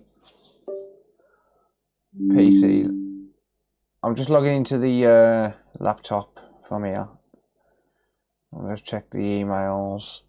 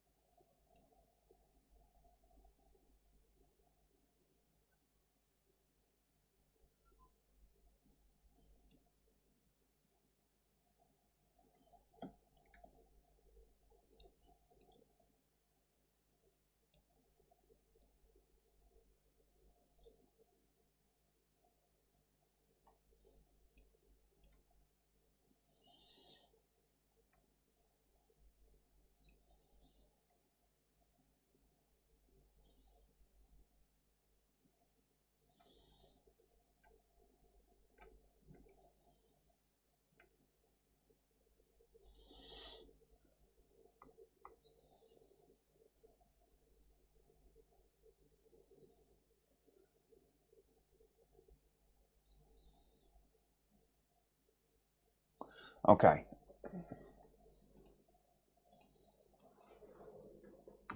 He said it's just this one ceramic cap on the email.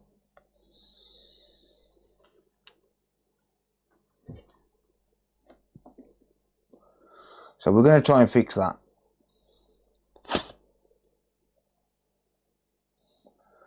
I will certainly give it a go. Well, he said there's a trace damage as well, but I'm not seeing the damage trace.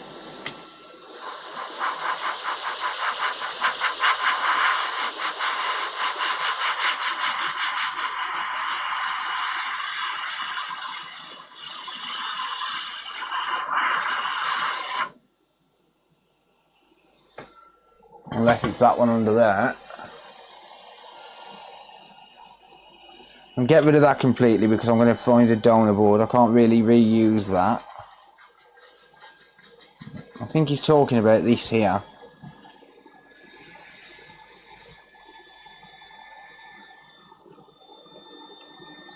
Right, let me just get her in focus a little bit better. Yes, I know that's worse.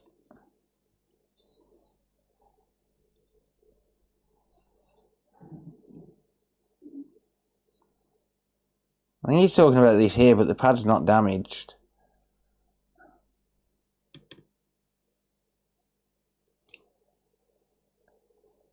I can see a nice big scratch there. pad itself isn't damaged.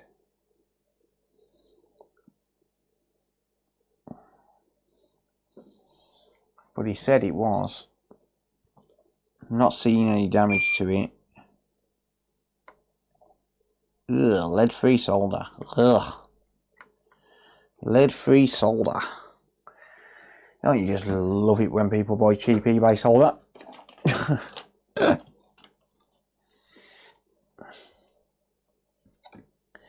I need to get some more Kester in stock, I think.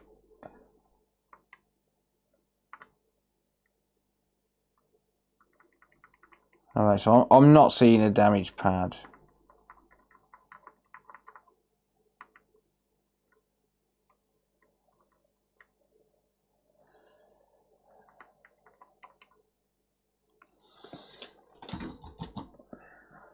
So what I'm doing is just retinning these pads because it looks to me like the flux is kind of eating away at it a little bit. So I'm just cleaning up the pads.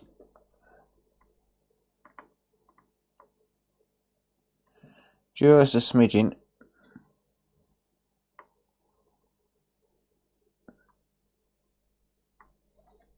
I don't want them to cause issues later on down the line.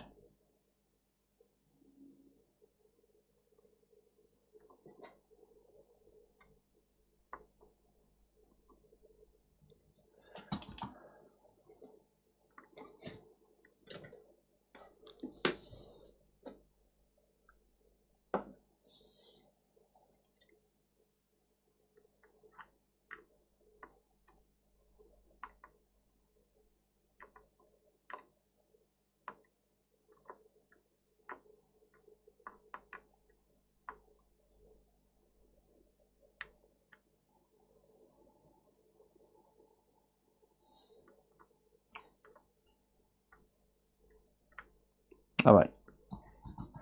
I've just cleaned up those pads around there. Not that that needed doing. Let me just grab a donor board real quick.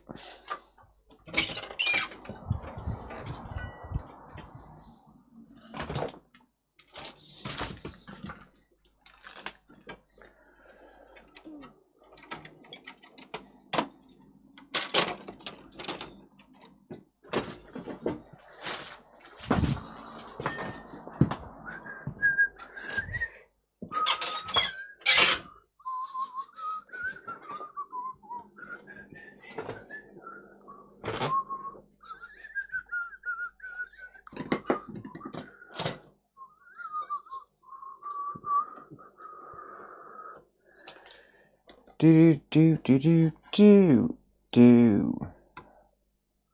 Alrighty. Right, so we got, that looks like just capacitors to me. So is this,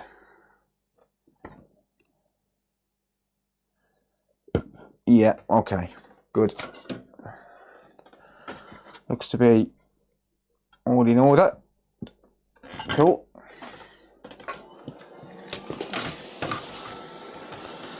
Wondering if there's some more damage somewhere, because it don't seem like that would cause this to stop working.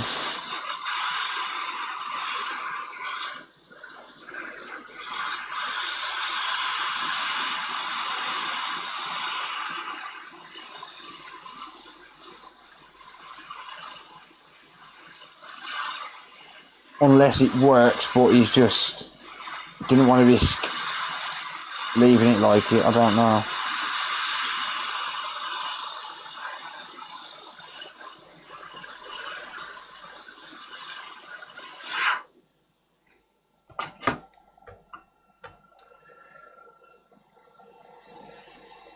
There's a scratch across multiple traces. I have seen a few scratches, yeah, but I don't see any.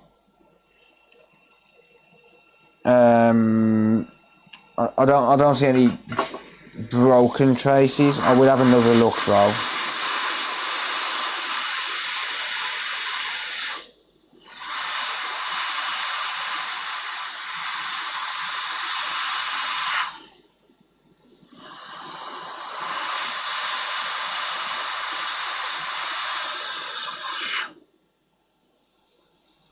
I think he's under the impression that he's got a damaged tracer and that it's not going to work, maybe, I don't know.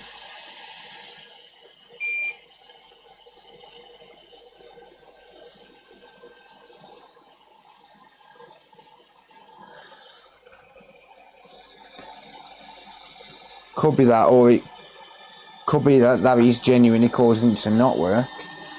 I doubt it.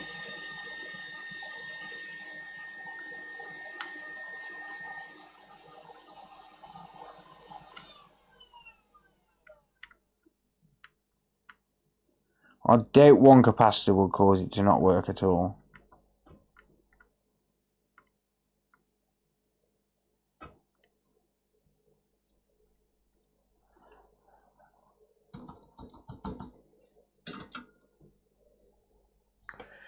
Yeah, hopefully an easy fix, yeah. We'll see in a minute. We shall soon find out. I'm going to clean up.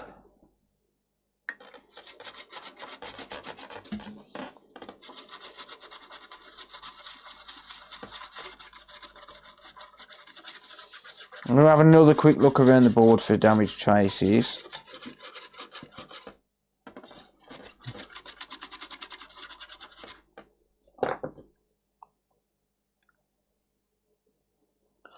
So we've got these ones here, but they're not physically broken, as far as I can tell.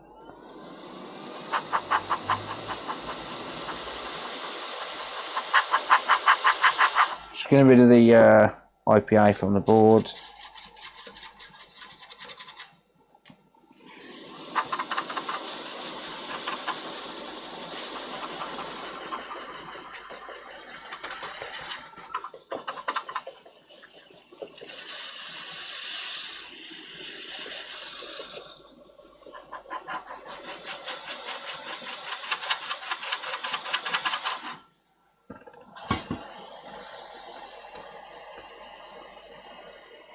So from what I can tell, these traces around here are not damaged.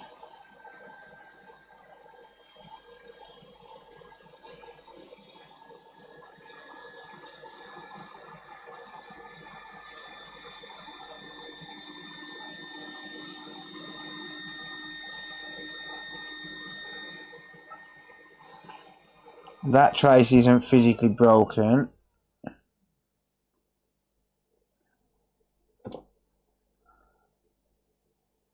I'm just curious as to what missing Paddy was talking about, because I'm not seeing one.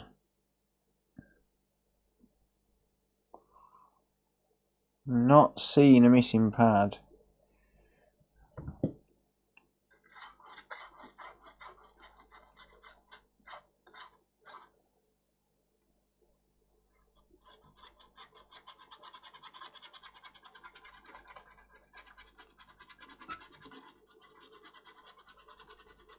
I do have a feeling that the CPU's cooked though.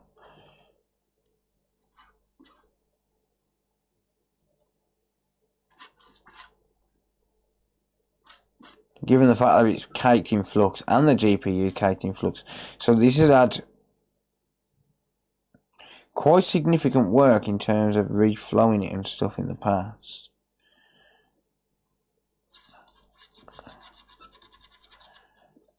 So even if I get this working, I'm obviously not going to be warrantying the GPU and stuff like that. Like, it'll literally just be a case of I'll fix the mess up. That's the best I can do, sort of thing.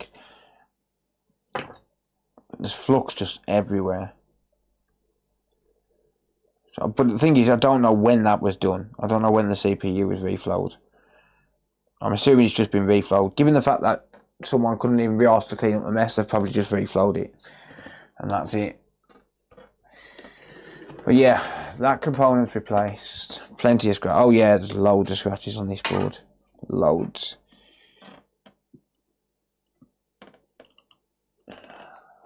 Never mind. It's fine. Oh, well, I hope it's fine. I can't see any torn pads or anything. Oh look, there's your lids, look.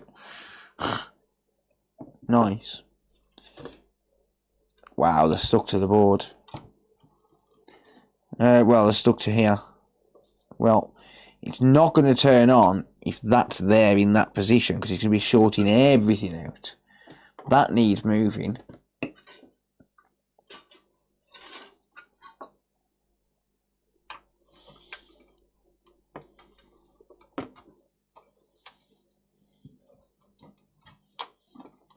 It's practically glued.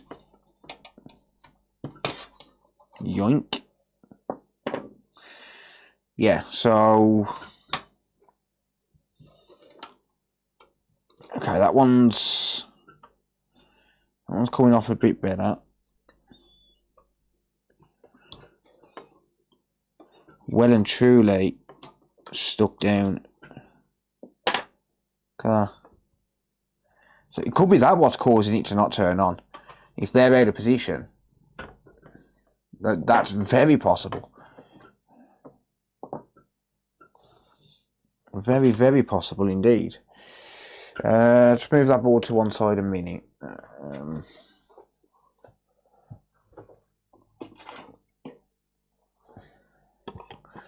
So if the CPU and GPU lids, the IHS is touching any of the other components, which it stands a good chance that there were, there's a good chance that they're causing shorts on the board.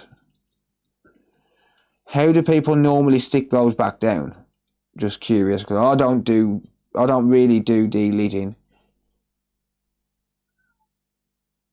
So I'm just curious how people actually stick them back down normally. Does anyone have an answer?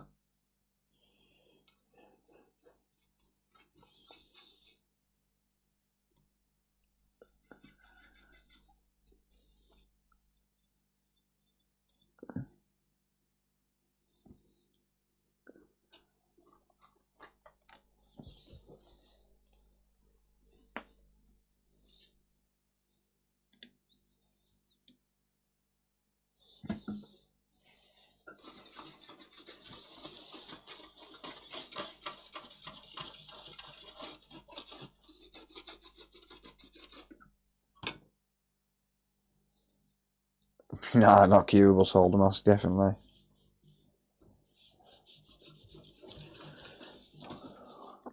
I am going to need to wash my hands later.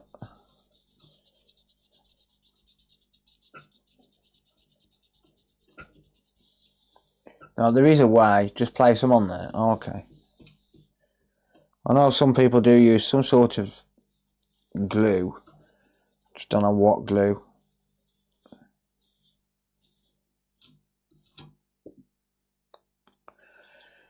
Alright.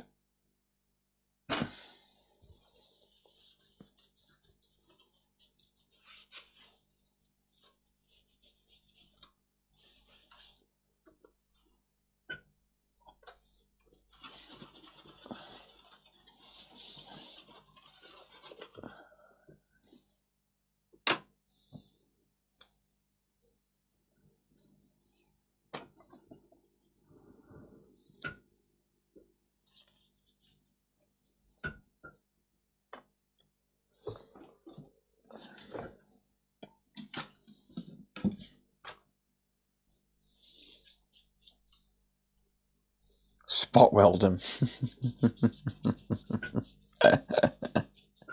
I do have a battery welder.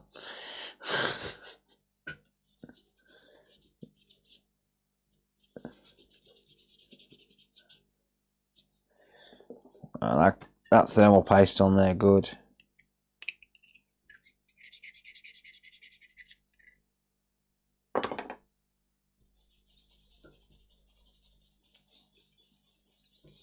I'm not going to remove that thermal pad from the RAM, or where the RAM goes. That's probably not a good idea.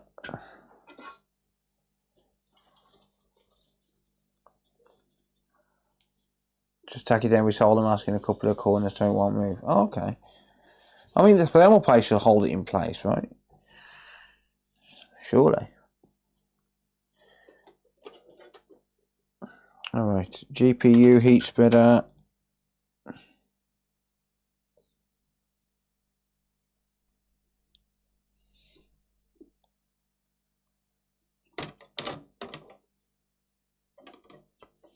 Yes, if they move out of place, that would either stop it turning on or it will cause it to immediately overheat, right?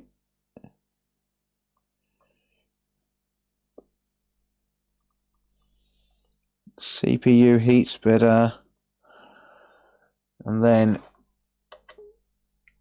we'll paste on those.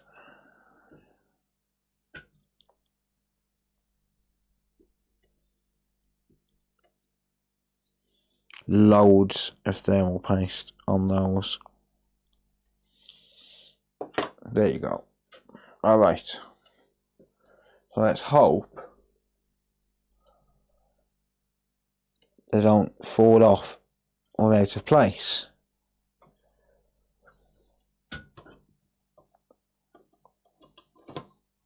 So we'll carefully place them down like that. Right?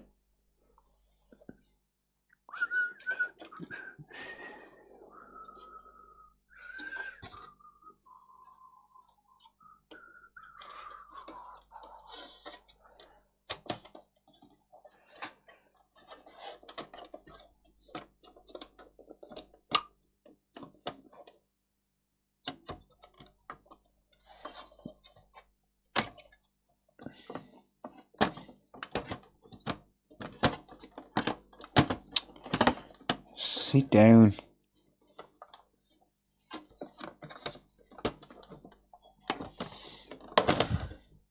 Hate these. Absolutely hate them, for what it's worth.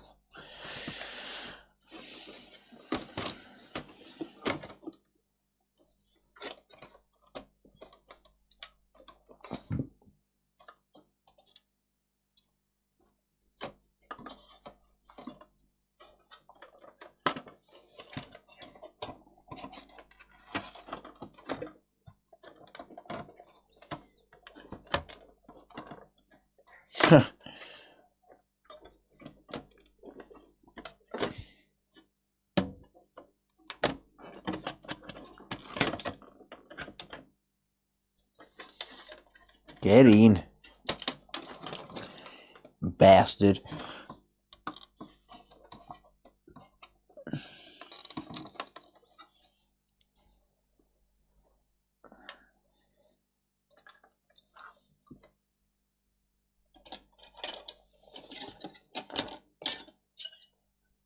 Magic smoke time, maybe. You never know.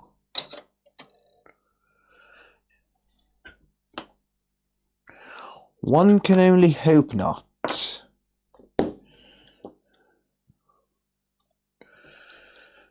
Right, little tip. Never put an APU clamp on with an electric screwdriver.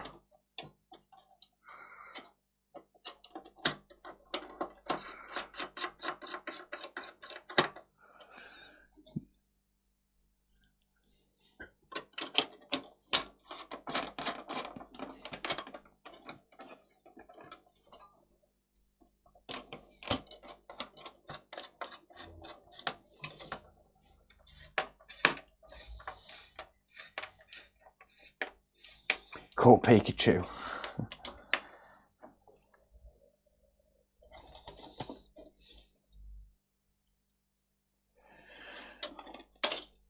Why can you never sneak up on a Pokemon? Because he'll Pikachu. Yeah.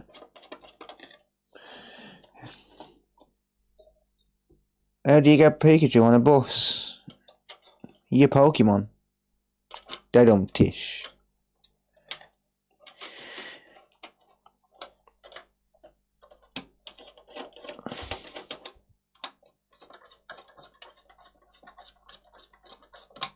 Hello.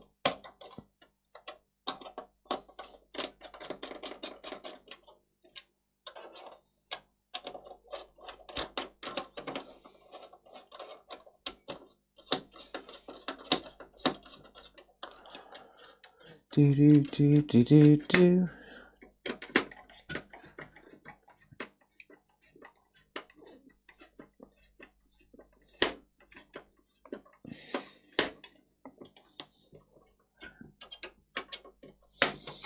Alright, pop this back in here, and then I shall give it a quick testicle.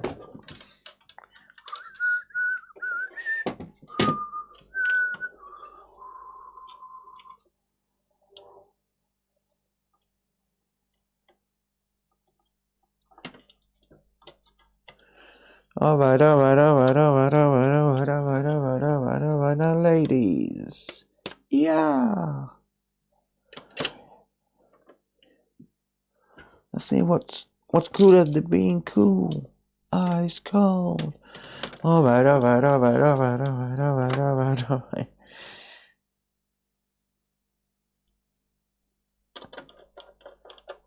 Let's pop these screws back in because I don't need to access the bottom again.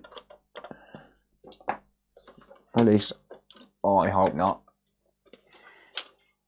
If not, if you don't turn on, it's quitting time in a minute. Because it's 5:30. It's nearly 5:30. So, it be quitting time, boy.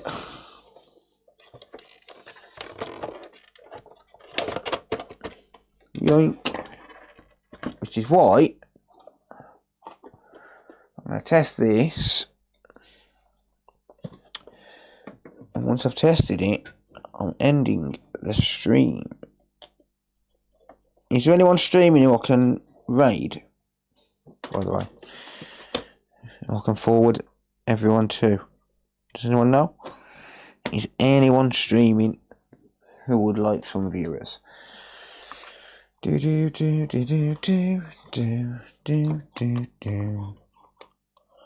I ain't even putting this back together tonight, mate. Know what I mean?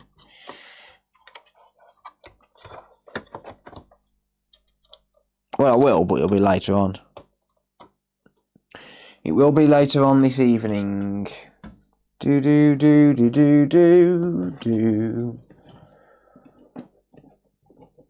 What's with all this 6-7 BS going around? What's 6-7?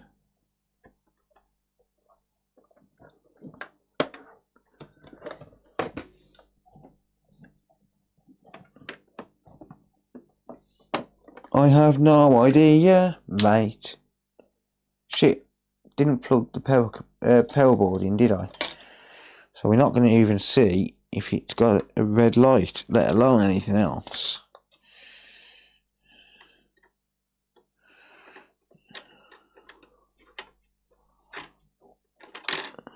Alright, let's have a look then.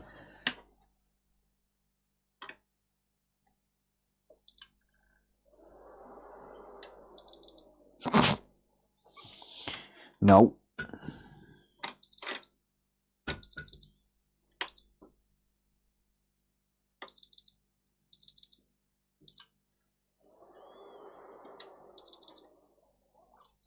What's that going to be? GPU? CPU? Maybe. Probably. I don't know. Most likely. Oh yeah.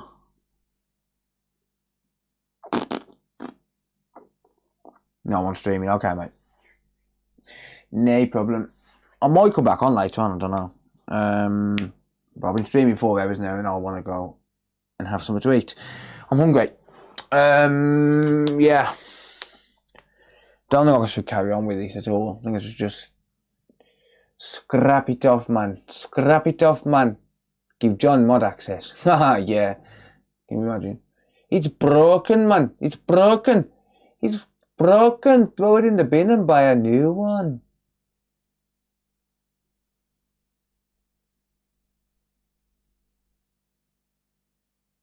Desert Joy thermal paste, yeah. It's Fubar. Yeah, I don't think I should carry on with it because for a start I wasn't told that it's had CPU and GPU work done in the past, and it's probably not been done properly. It's probably not been reballed. It's probably it's probably been reflowed, and I think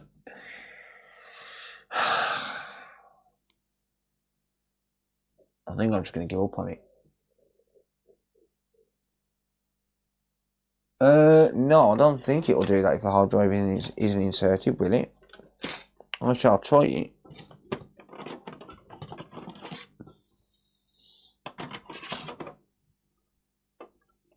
didn't think it would.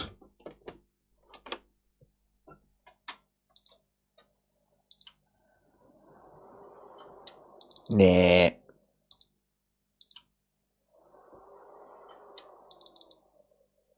Nope.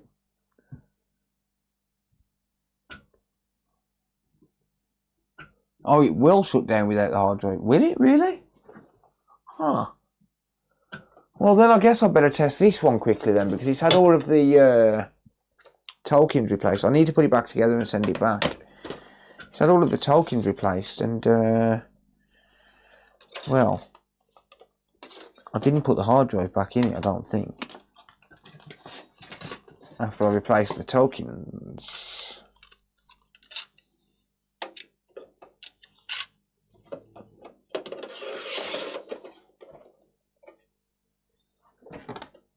Dead in the water, yeah, probably. Go away. It's not off this console. Yeah, that one probably is. This one I replaced all the tokens on it. I had 1001 errors on UART. Nah. Nope. Right. I'm not going to carry on with it because it's had CPU and GPU work done, and I might UART it later on. If I jump back on stream, I might UART it, but other than that, it's fucked. It's probably going to give me CPU problems, CPU errors on UART. I'm going to leave it there, guys, because I am hungry and I am cold and I am tired and I am ending the stream because I want to. Well, yeah, I've been streaming 4 hours anyway. Yeah, anyway, thank you all for hanging out. I appreciate it. I might be back on later on. I don't know yet. I said that last week and I didn't come back on. It will still boot without the hard drive. I thought it did, yeah. But yeah, thank you all. I appreciate it. Thanks for hanging out. See you all in the next one. Peace.